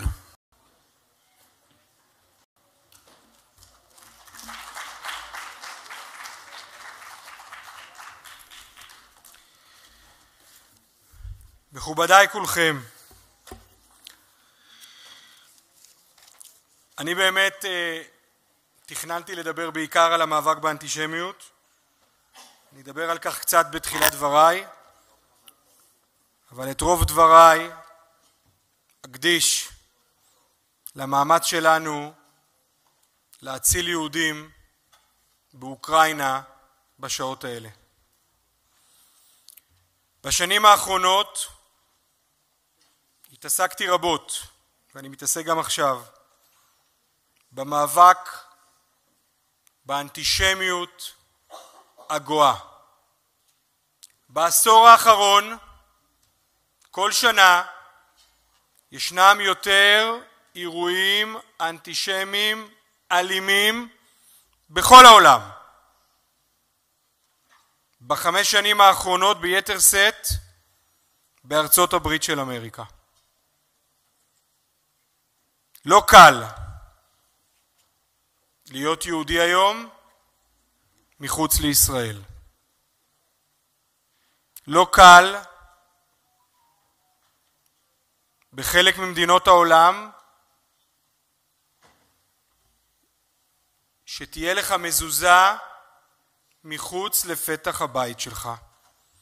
ישנן מדינות היום שהיהודים במקרה הטוב מכניסים את המזוזה בחלק הפנימי של הבית. לא קל להסתובב עם כיפה על הראש היום. לא פשוט. האנטישמיות מרימה ראש.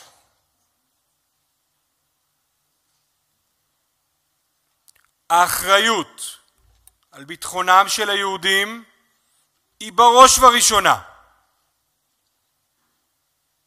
על הממשלות הריבוניות של כל מדינה ומדינה. הם אזרחים נאמנים כמו כל אזרח אחר. אבל עלינו כיהודים לעבור את התקופה הזאת רק בראש מורם בגאווה יהודית. רק כך נצליח לעבור את הנגע הזה של האנטישמיות. אני רוצה להחזיר את כולנו לשנת 1977. ואני עובר לנושא אחר. הייתי אז רק ילד בן 6. אני זוכר את קולות הצהלה ברחובות. אבל אני גם זוכר, בעיקר מהסיפורים של ההורים שלי, את החמצת הפנים, את הבעת מורת הרוח מעלייתו לשלטון של מי שהנהיג ביד רמה את המאבק לשחרורה של המולדת. אותו תוקפני, קרבי, מיליטיסט, תלמידו המובהק של ראש בית"ר זאב ז'בוטינסקי,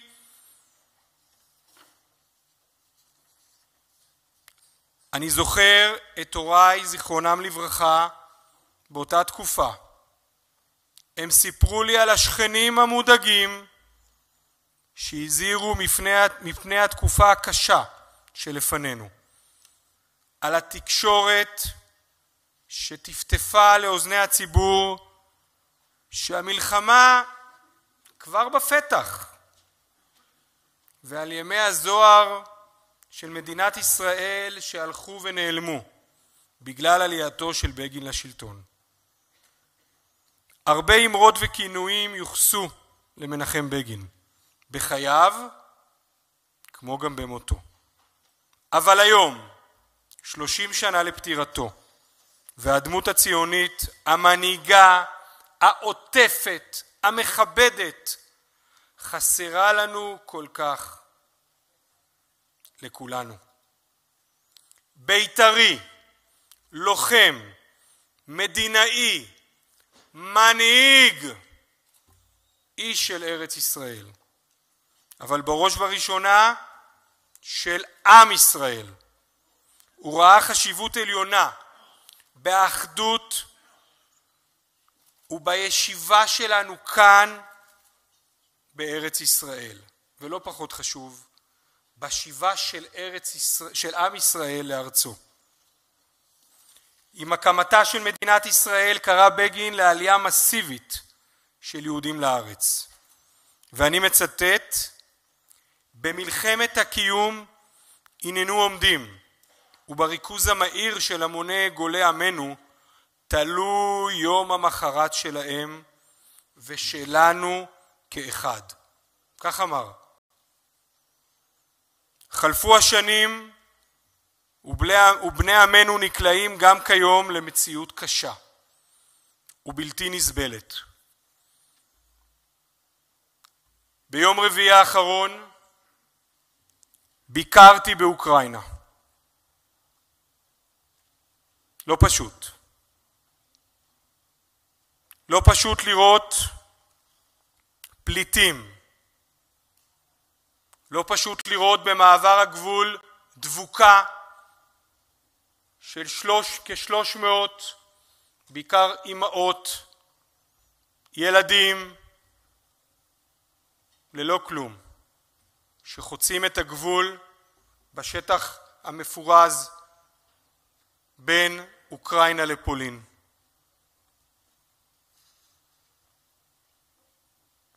זה העת להטות שכם ולהתגייס למען בני עמנו, זכאי חוק השבות שמתמודדים עם מצב של תופת במלחמה וטרור. יש משהו מיוחד במחויבות הטבעית שלנו לעזור לכל יהודי, תכונה שזורמת בעורקנו ומצידה אותנו לעבר אחדות, שותפות גורל, ערבות הדדית. כל ישראל ערבים זה לזה. מתוך תחושת האחריות לפתרון מצוקתם של למעלה מ-200,000 מבני עמנו. זה הזמן לייצר רכבת אווירית שקורית בימים אלו. עשרות מטוסים מגיעים לכאן עם בני עמנו.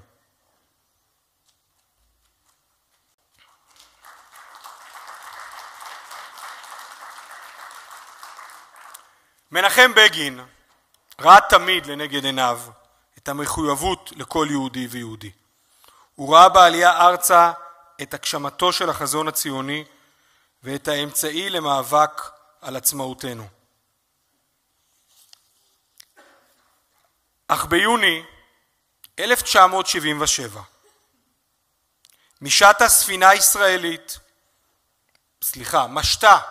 ספינה ישראלית 66 פליטים מווייטנאם, ובתוכם 16 ילדים ותינוק אחד. מסירה שהתלתלה בים סין הדרומי כ10 ימים, 4 מהם ללא מזון וכמעט ללא מים. עשרות ספינות אחרות התעלמו מקריאותיה לעזרה. בנאום ההשבעה שלו בכנסת בתור ראש ממשלה בחר בגין להעניק מקלט.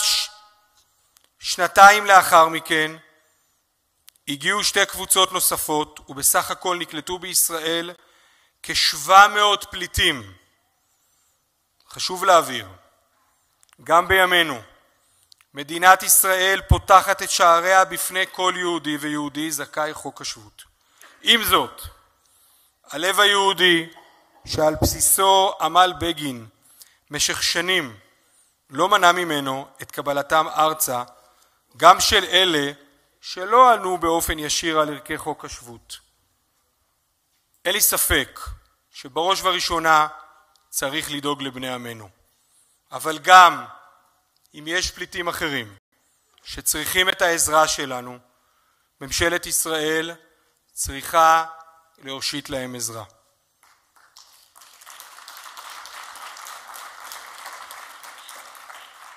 תוך שמירה על צביונה של מדינת ישראל כמדינה יהודית. היום, 30 שנה לפטירתו של המנהיג הדגול הזה, אנחנו מביטים קדימה, ניזונים ממשנתו ומיישמים את השקפותיו.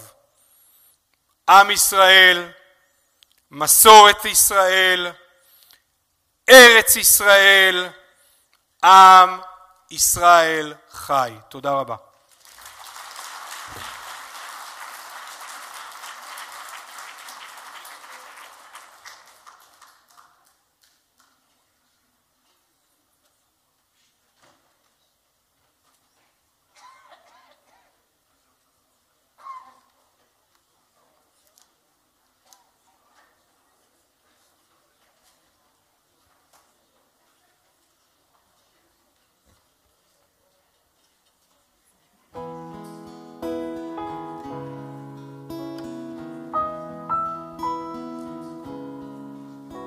Well, I heard there was a secret chord that David played and it pleased the Lord. But you don't really care for music, do you? It goes like this: the fourth, the fifth, the minor fall and the major lift, the baffled king composing hallelujah, hallelujah, hallelujah, hallelujah, hallelujah.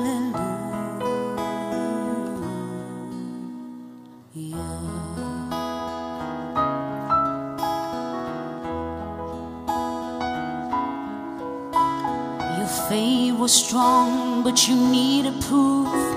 You saw her bathing on the roof, her beauty and the moonlight overthrew you.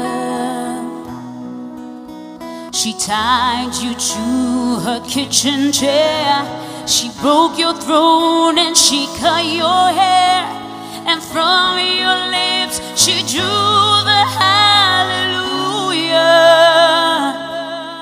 hallelujah, hallelujah,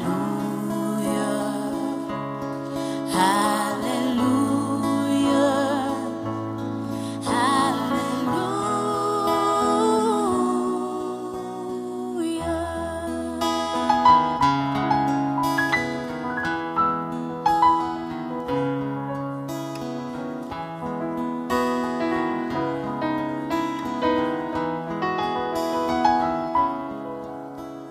Well, baby, I've been here before. I've seen this room and I've walked this floor.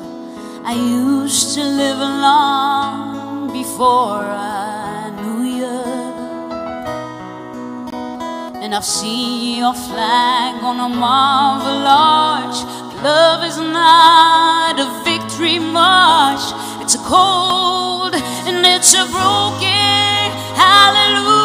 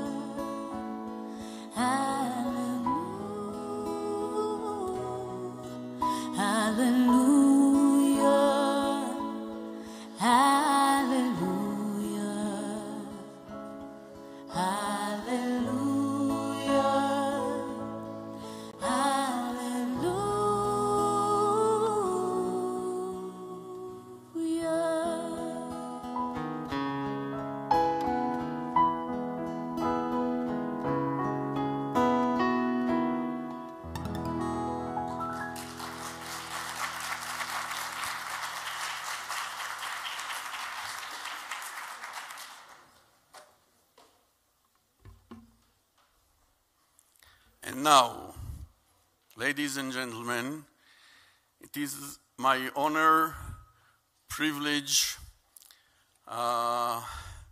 to start the last part of the evening, the ceremony of the Menachem Begin Support of Israel Award.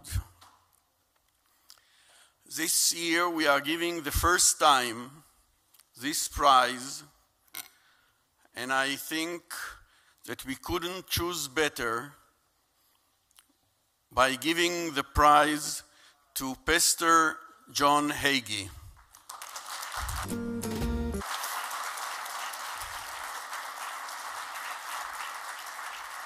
I don't think that we have, let me put it this way, there are many people around the world that support Israel and fight for Israel. I don't think that there is anyone who is more supportive and more defending Israel than Pastor John Hagee.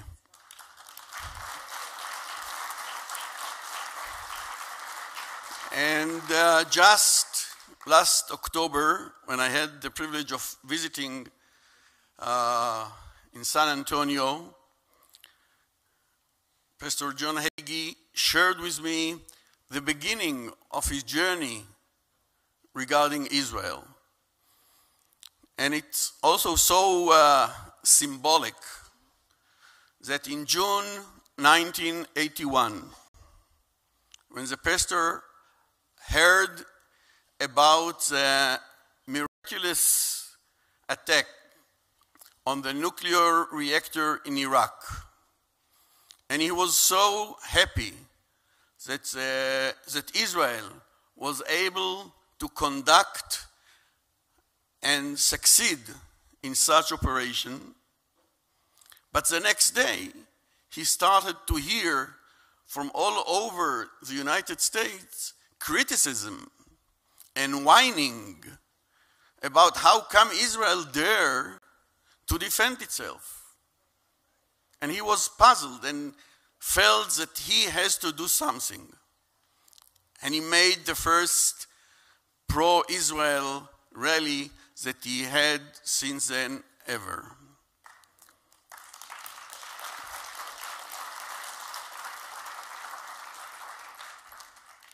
But in order to introduce Pastor John Hagee better, at least in English, I would like to call the former executive vice president of the Conference of Presidents of Jewish Major Organization, I hope I said that correct, in the United States, our good friend and a laureate of the Begin Prize of himself, Menachem Hoenlein.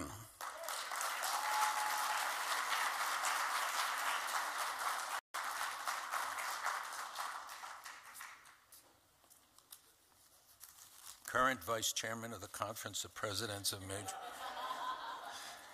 A lot of people would like to make it X, but not yet. So I want to thank you for this opportunity to make this presentation. When I saw as we entered that the theme of the conference is securing the nation, nothing could be more appropriate than to pay tribute to Pastor and Mrs. Hagee than at a conference about securing the nation, because that's exactly what they're all about.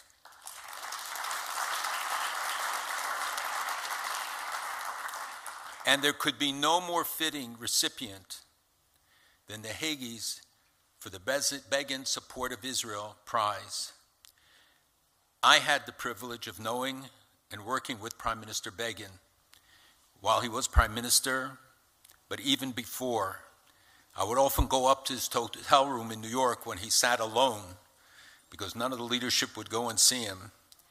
And I listened for hours to his stories and sat with him in that small hotel room, something that impacted my life in ways that I cannot even say.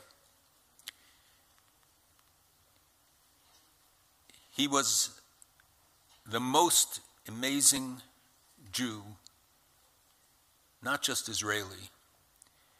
And to see him to get tonight honored together with Pastor John Hagee is like a marriage made in heaven. Prime Minister Begin and Pastor Hagee had somewhat, maybe even very different backgrounds. But as much as they had that differed, much more was in common. Both are people who do not bow before political correctness of the day, to the pressures of the detractors. Both stood up for Israel and the Jewish people in their hour of need. Both spoke unabashedly truth to power, no matter what the cost. Prime Minister Begin never yielded in his Jewish pride and commitment. He was a traditional Jew who faced the cameras of the world wearing his big black yarmulke. At the same time, he recognized the need to reach out, to recognize friends, to work together. He met 3 times with Pastor Hagee. But if he had seen Kufi at that time, I can assure you he would have challenged you for the leadership of the organization. Critics abound. We all know it's very easy to be a naysayer. It's very easy to criticize. It's very easy to challenge. But constructive engagement, building a movement of 11.5 million people for Israel in the United States, that takes dedication, commitment, and vision.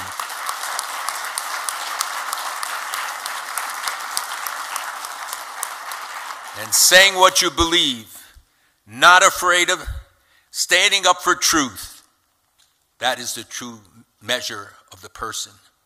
And in an age of the cancel culture, I can just imagine what Begin's reaction would be to the history's revisionism that we see all over our own country and around the world.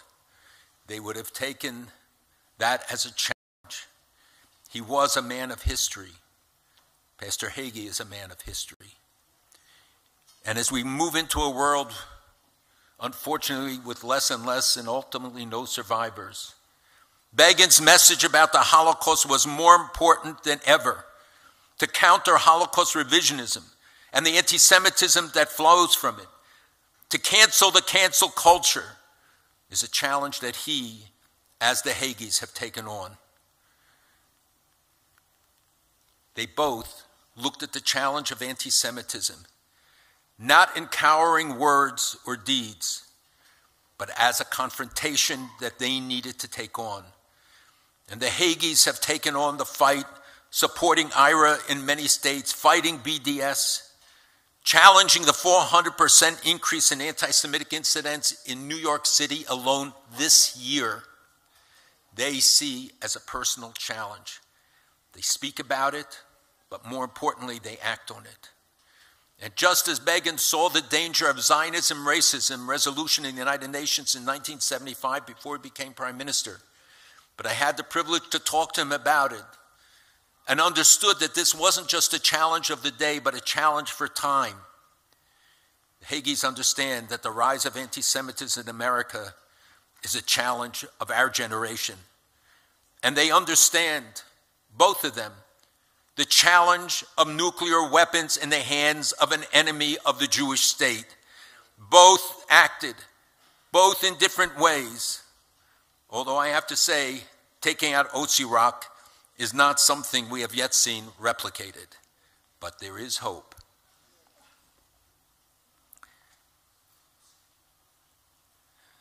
Both demonstrate pride, not hubris. I would say humility was a common factor to both, but a sense of confidence in the righteousness of the cause they pursued, understanding that this was the true dedication, the true obligation. They were tough in diplomatic encounters. I can tell you in the halls of Congress, when they see those Kufi delegations coming, led by Pastor Hagee, they get out of the way. In many ways more than our delegations. And I hear it from members of Congress who say, they really mean it, and they have the votes. 11.5 million people follow the Hagees today, and they add 100,000 members a month to that movement.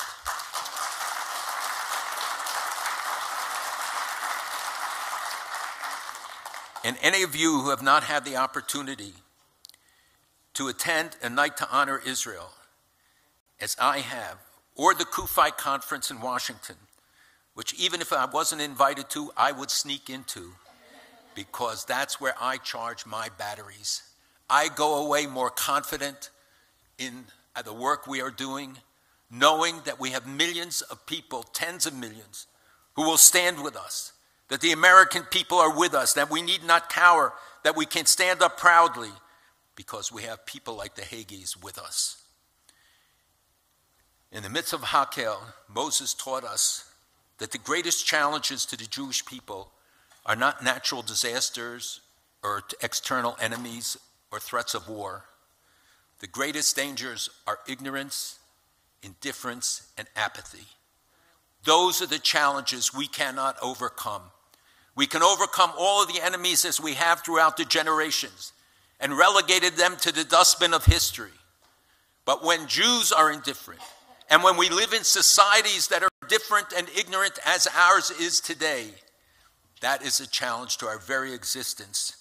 But I might say it's also a challenge to all the values that America and Israel share and stand for. Begin understood this. And he lectured in so many places and brought the message home, often just to Jewish leaders, but also to the general population, that he understood that you have to stand against and up, you have to stand up for the interests, the needs, the sovereignty, and the security of the state of Israel and the Jewish people. We know that there are those who, no matter what the cost, will relegate the true interests to their personal biases. Haman, as we will read in the Megillah very soon, said, Kol zeh eino shava li. Here was the second most powerful man in an empire that spanned 120 countries, had all the wealth in the world, prestige, power. And he said, all of this is worth nothing to me as long as there's that one Jew standing up. All of it could be sacrificed in his dedication, in his obsession to take care of Mordechai. How many times did we hear leaders during Begin's life say, that one Jew, he is standing up against everything. He's blocking you. But Begin never yielded. Like Mordechai of old, he understood his responsibility. Yesterday we read Parshat Zachor, the portion of remembrance, which is read on the Shabbat before Purim every year. And many people criticized Begin, if you recall, because of his references to the Holocaust and to history. I think many criticized the Hagees because they root their positions in the traditions, in the history, in the principles of the past. Few people make a lasting difference in the course of history. Many people read it, some ignore it, but few make history, who stand against overwhelming odds, who seek nothing for themselves. The Hagees received no remuneration for their lifelong dedication to Kufi and to their work for the Jewish people. It's only to better the world, to care for others, to save lives, to provide vital services, as we saw when they were at 1 o'clock in the morning last Thursday night with Mr. Hagooel on the airport, welcoming a plane that they paid for of refugees coming from the Ukraine.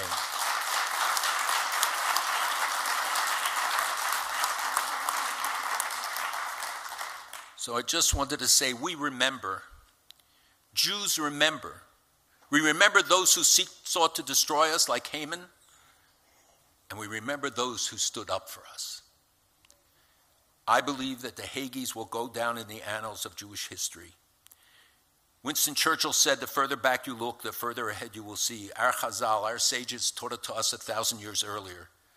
And they made our holidays to be experiential, that we experience the past, not to get lost in history as the fundamentalists do, but to look back in order to look forward. To look back because for us, history is about the future. There's no word for history. It's Zechira, remembered. The very Zachor. Then when you go to Yad Vashem, the words chosen to symbolize the Holocaust is not Nakama, avenge or revenge. It's Zachor, remember. Because that keeps the lesson of the 6 million alive with us. When we say a prayer for the dead, it's Yitzchar, because it keeps their memory alive for us. That's why Zechira, remembrance, is so critical. And those who enshrine the history of our past, who stand up for us, who stand up for the principles and for the rights of the Jewish people here in the Jewish state and around the world. Just as we remember those who sought our annihilation, we celebrate those who tried to secure our future. So for us, we are looking back. We look back to Menachem Begin for inspiration in this very difficult time. We learn the lessons to spare future generations the trials and tribulations of the past. We see in the Ukraine how little the world has long learned from past lessons.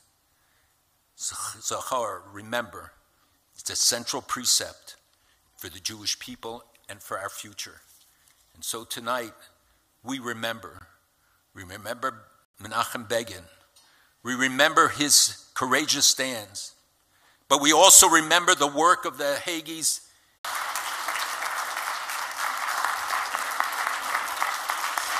Senator Lieberman, please come with us.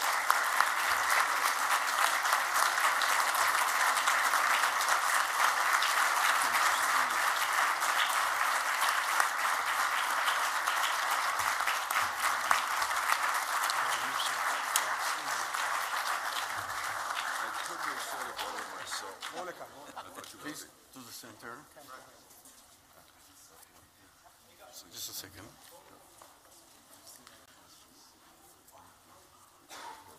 Yeah.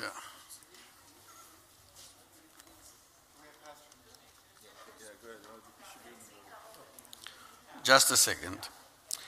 The Menachem Begin Support of Israel Award presented to Pastor John Charles Hagee. This award, we design it in the shape of the map of the land of Israel. Not the map of the state of Israel, but the map of the land of Israel. And in the center of it, there is a small stone that is coming from Temple Mount, from the excavation of Temple Mount. No, it's too small for me to read. So the younger generation. Yeah. The Menachem Begin Support of Israel Award presented to Pastor John Charles Hagee, March 14, 2022.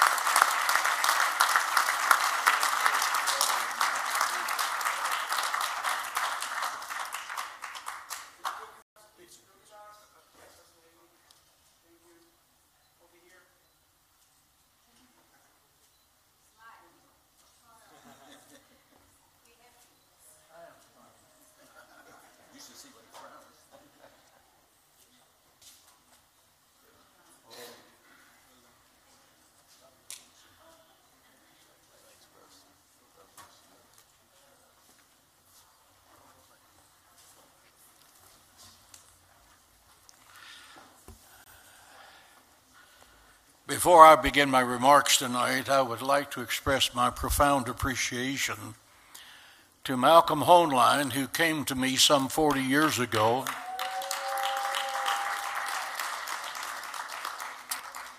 asked me what it was I was trying to do, and he took me to New York and introduced me to the Jewish leadership of this nation. It was there that he taught me a great deal about the things I couldn't do and that was preferred that I accomplish. He was a guiding light for me for the first couple of years until I learned how to think Jewish. And it's a different environment to what I was raised in. His honorary membership in the great Jerusalem synagogue today would not have happened without Malcolm and the spiritual leadership of that great synagogue. I was honored today in a way that will bless me for the rest of my life to be a part of that great synagogue. His guidance over the years has been priceless, and he is a voice and not an echo. When he says something, it rings with truth and passion. Tonight I'm humbled and highly honored to be identified as one of the leaders of the Jewish people of the world, Menachem Begin. I was privileged to meet the Prime Minister several times when he was in office, did not really fully comprehend his contributions to history until I read his memoirs in the book, The Revolt. If you haven't read that book, you don't really know Prime Minister Begin.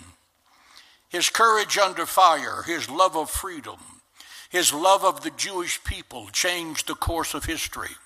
In my opinion, one of the greatest contributions to the birth of the state of history in 1948 was the courage of Menachem Begin to drive the British out of Israel.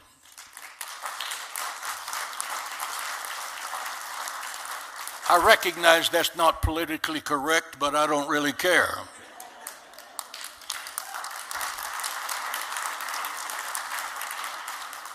Menachem Begin was the spokesman of the spirit of a proud and fearless Israel.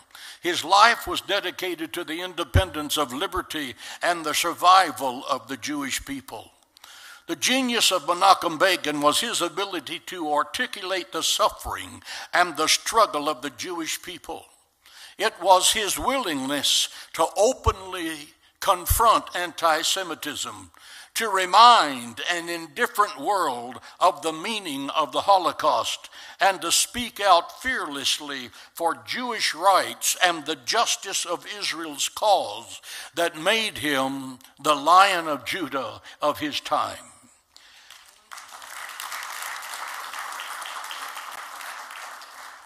This is a statement that reflects his heart. Prime Minister Begin writes, quote, "I used to say to my friends and opponents alike that whatever position I may hold," at that point in time he was prime minister, "it will never be compared to the national and human importance of what my friends and I did in the underground," that would be the Irgun, "during our fight for the liberation of our people. In the full recognition of the facts, I say hesitantly, with all the grave responsibility that goes with this post in the state of Israel, Prime Minister, it was a higher task to lead the fighting patriots of that unequal struggle under the heaviest odds possible of the few against the many. Why do I feel this? The answer is clear," he says. "When a man fights for freedom at the risk of his life, he identifies himself completely with the idea of liberty. Such identification is possible only once in a lifetime." End of quote. That was the ringing passion of the Lion of Judah. The Prime Minister's message can be captured in the sentence, "If we do not use our freedom to defend our freedom, we will lose our freedom."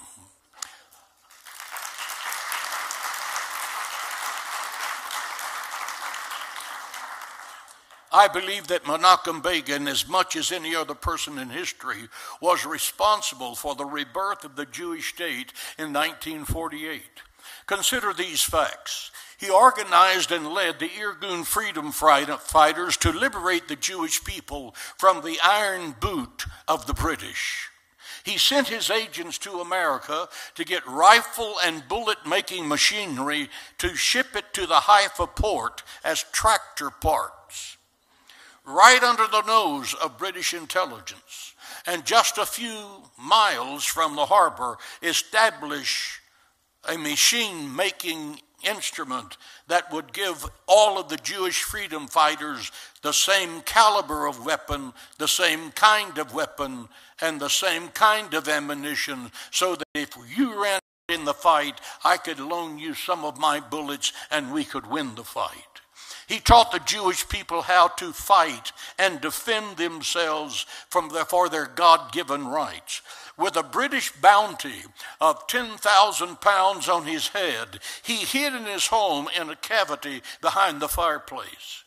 He hid there for several days while British officers sat on a couch in front of that fireplace with his wife right beside the British officers, searching for the terrorist Zionist who was just a few feet away in that fireplace. His famous saying that I use often is, the darkest place in the room is right under the lamp. He said, if you really want to do something that the British won't see, do it right under their nose.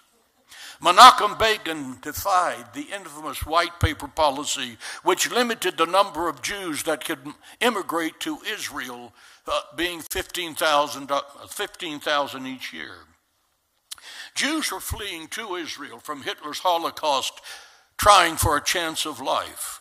But without that piece of paper from the British, they were loaded onto trains and sent back to Europe to face the Holocaust.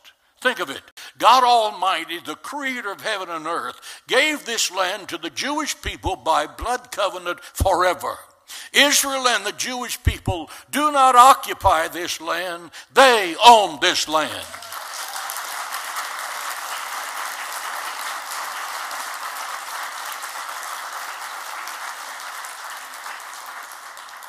The British denied the Jewish people the right to life in the land given to them by this blood covenant from Abraham, Isaac, and Jacob that's recorded in scriptures many times. The solution is the Irgun created percussion bombs that were placed on the railroad track. The percussion bomb exploded as soon as the engine went across it, cutting the train in half at the coal car. At that moment, the armed members of the Menachem Begin's Irgun boarded the trains. They liberated the Jews from certain deaths, and for this the British hated Menachem Begin because he defied their pomposity and their arrogance in sending Jewish people back to Europe when they had as much right to be there, if not more so, than the British Empire.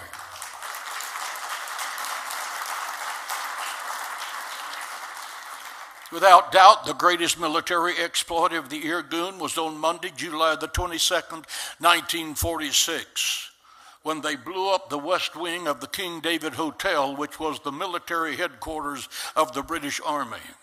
They were given warnings, they were given every opportunity to leave, but by swearing and cursing into the phone that they would not take orders from any Jewish officer, they paid the price.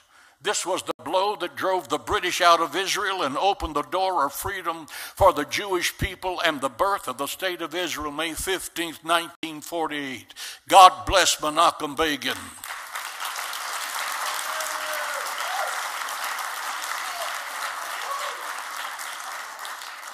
How did Prime Minister Begin directly impact my life? Dan and I were privileged to meet with the Prime Minister on 3 different occasions when he was Prime Minister.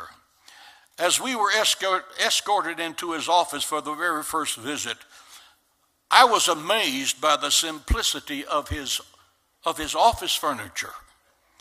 Whatever else Israel was spending its money on, it certainly was not for lavish furniture for the Prime Minister's office. I looked around and he and I were the only ones wearing a tie. Informality was the order of the day. Prime Minister Begin walked into the room looking like a college professor with his horn-rimmed glasses. His voice was cordial. He was confident. He was gracious. And he exuded a quiet power that was very, very noticeable.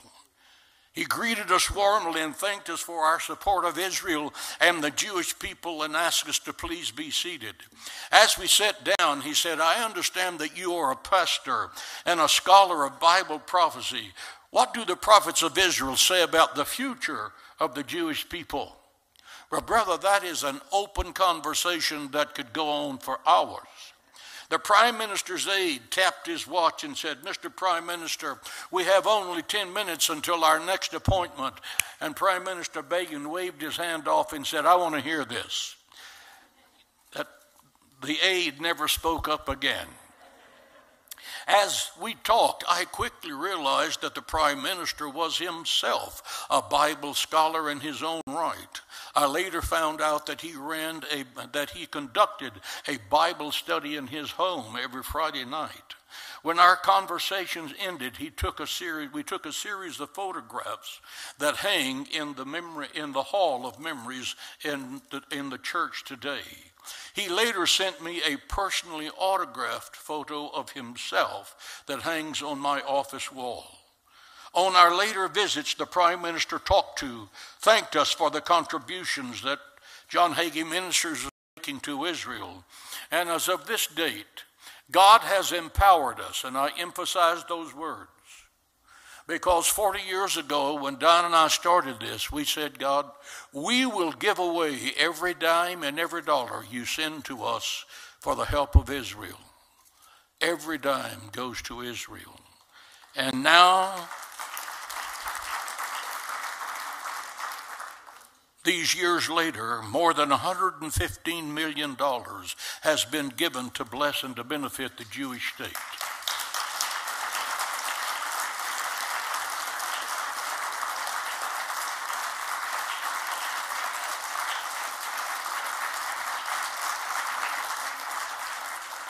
I often tell my people, love is not what you say, love is what you do.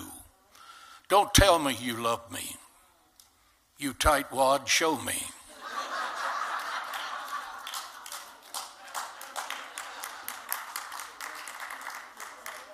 So how did Prime Minister Begin contribute to the birth of a night to honor Israel?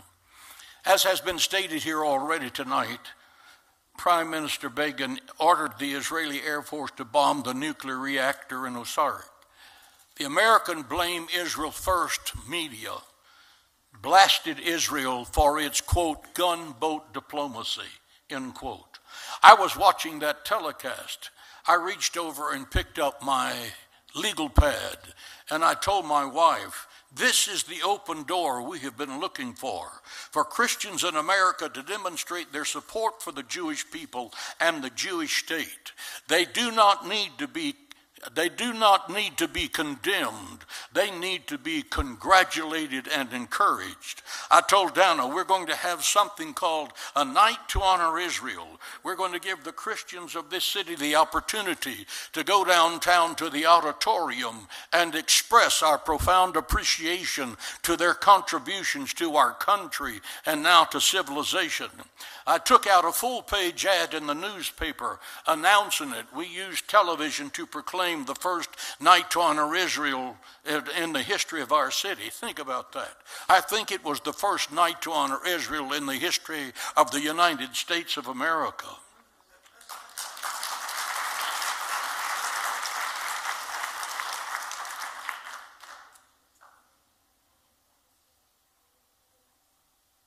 We had a press conference. Myself and the Orthodox Jewish rabbi, Rabbi Scheinberg.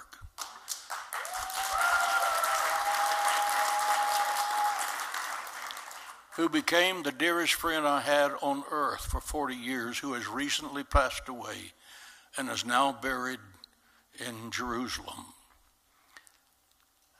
He came to me and said, what is it you're trying to do? And I told him, and he helped me run the traps to do what I needed to do and not to make any mistakes. We took our television cameras. We made a video. We took our choir. We took an offering and gave it to Hadassah. It was a box full of money, and those ladies got behind the microphone and cried so loud and so long, I didn't know what to do. And I've been in churches all of my life, but they were two of the leading families in our city, and I said, I'm just going to let it ride it out. And I took the offering, we gave it to Hadassah, and I didn't know there was such a thing as a federation. But when I told them I wanted to have a night to honor Israel, the man looked at me like I had a rare infectious disease. And I told him what it was. And that first night, the auditorium was packed. There was enough tension in that room to give a brass doorknob a headache. Our choir sang Hebrew songs, and I'm sure Ben Yehuda turned over in his grave several times because we botched up the Hebrew, but we were trying to do our very best. I gave a speech blasting the evils of anti-Semitism in America and the world. Anti-Semitism then and now is not just a Jewish problem, it's everyone's problem.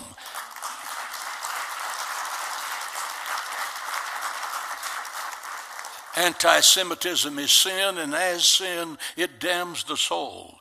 Rabbi Scheinberg gave the benediction, and as he was giving the benediction, the security came to me and said, Pastor, we've got a bomb threat on this building. It's supposed to blow up in 5 minutes. I pray, dear God, don't let the rabbi pray like Moses right now. Let him pray like a Baptist late for lunch. The Christian response, when I said this building is going to blow up, they ran out of that building. The Jewish people looked at me and just kind of flipped their hands as if I would have said kosher hot dogs are available in the narthex for those of you who would like to stay. I saw that. One, total fear. One, we're used to this. And I told Diane as I was walking off the stage with the Israeli ambassador, I said, we're going to keep having these nights to honor Israel until these anti-Semitic thugs get used to it.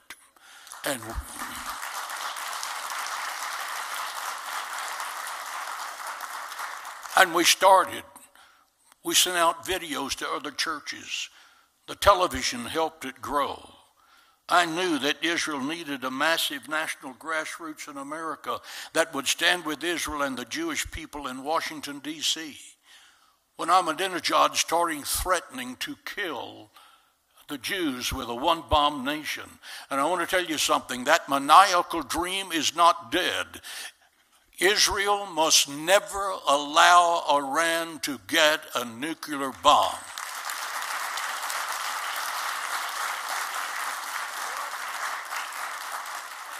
I called 400 of America's leading evangelicals to my church in San Antonio to organize Christians United for Israel. It was one of those moments in time that I fully expected a fight to break out in that church. In front of me were 400 leaders of the strongest churches, radio, television networks, presidents of Christian universities. It was a miracle of God that they all came. And when I told them what we were going to do, that there would never be a conversionary motive, that we were going to support the Jewish people because we were spiritual brothers, that Abraham was in fact the father of us both, and we needed to come together in love and respect and honor for each other and blend our forces to combat and defeat anti-Semitism. I said, we will organize in every state, in every city.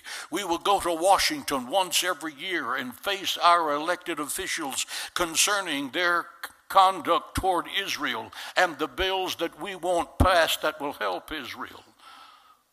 And then I asked the question, how many of you will support this grassroots group by going to Washington with me in the month of June? Every one of them instantly raised their hands. Now let me tell you something. You as Jewish people have large miracles in your past. One of them was when Moses went across the Red Sea on dry land. That was a big miracle. What happened in that chapel was the Christian equivalent of that. It was a major league miracle.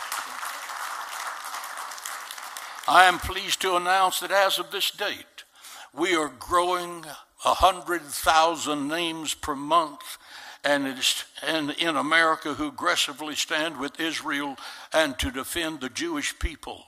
Time does not permit the explanation of all of the accomplishments of Christians United for Israel, but let me give you just a snapshot of some of the latest and greatest.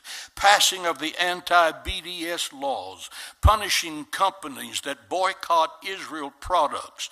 The BDS is economic anti-Semitism, and we have got it stopped in 43 states in the United States of America.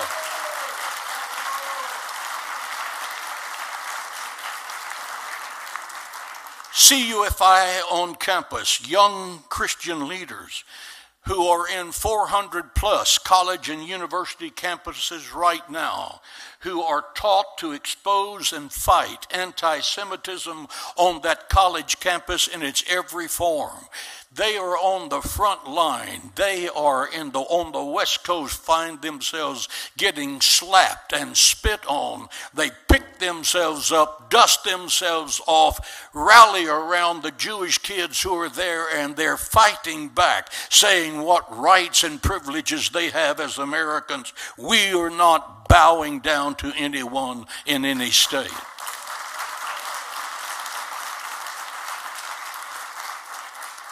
Watching the television and the Jewish people caught in this terrible crisis in the Ukraine. In the past week, seeing that, we got on the phone and have been able to raise just a little over $2 million to begin the process of bringing plane loads of people back. Our goal is 8,000 to bring them back. This past Thursday morning at Ben Gurion Airport at 1 o'clock in the morning, 150 Jewish people, mothers, leading their children down the ramps, carrying one and leading another with their backpack, with every possession they have in the world there. It was heartbreaking to know they were leaving their husbands and fathers and may not see them again as they were fighting the Russians. We ought to do, as Americans, everything we can to support the Ukrainians in this battle against the Russians.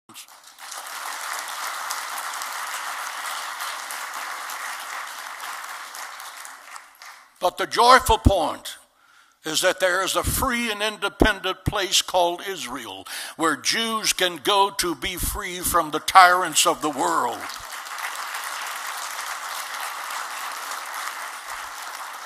I'll close with this statement. We are not a paper shuffling, stand around the coffee pot wondering what to do next group of people. We are a hardcore Zionist, battlefield-tested lovers of Israel after the order of Menachem Begin. We're taking no freedom. Israel, Israel, Israel is our plea. God bless you all. God bless Israel. And God bless the United States of America.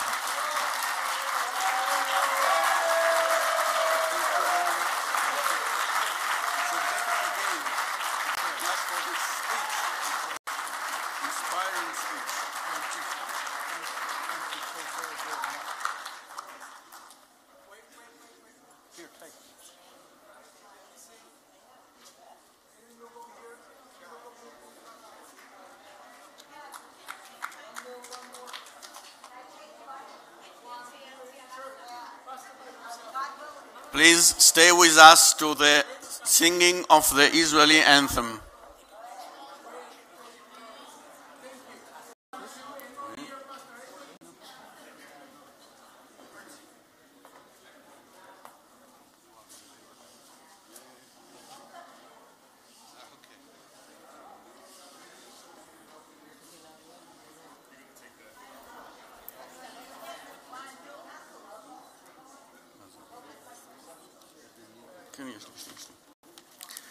אני רוצה להודות לחבורה שמלווה אותנו בשירה כל הערב, על הגיטרה עדן ניר, קלידים תמיר ליבוביץ' וכמובן אביבה דסה. אחרי שירת התקווה כולם מוזמנים לקבלת פנים בקומה 3. You are all invited to, after we will finish here, to a reception in the 3rd floor in honor of Pastor Hagee and Mrs. Hagee. התקווה.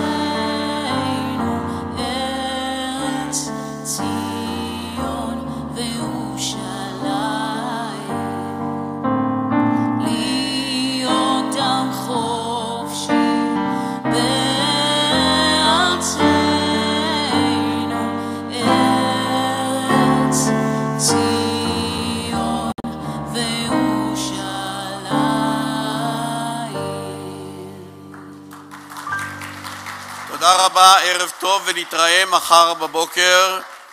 Thank you very much. Good evening and we will see you again tomorrow morning here.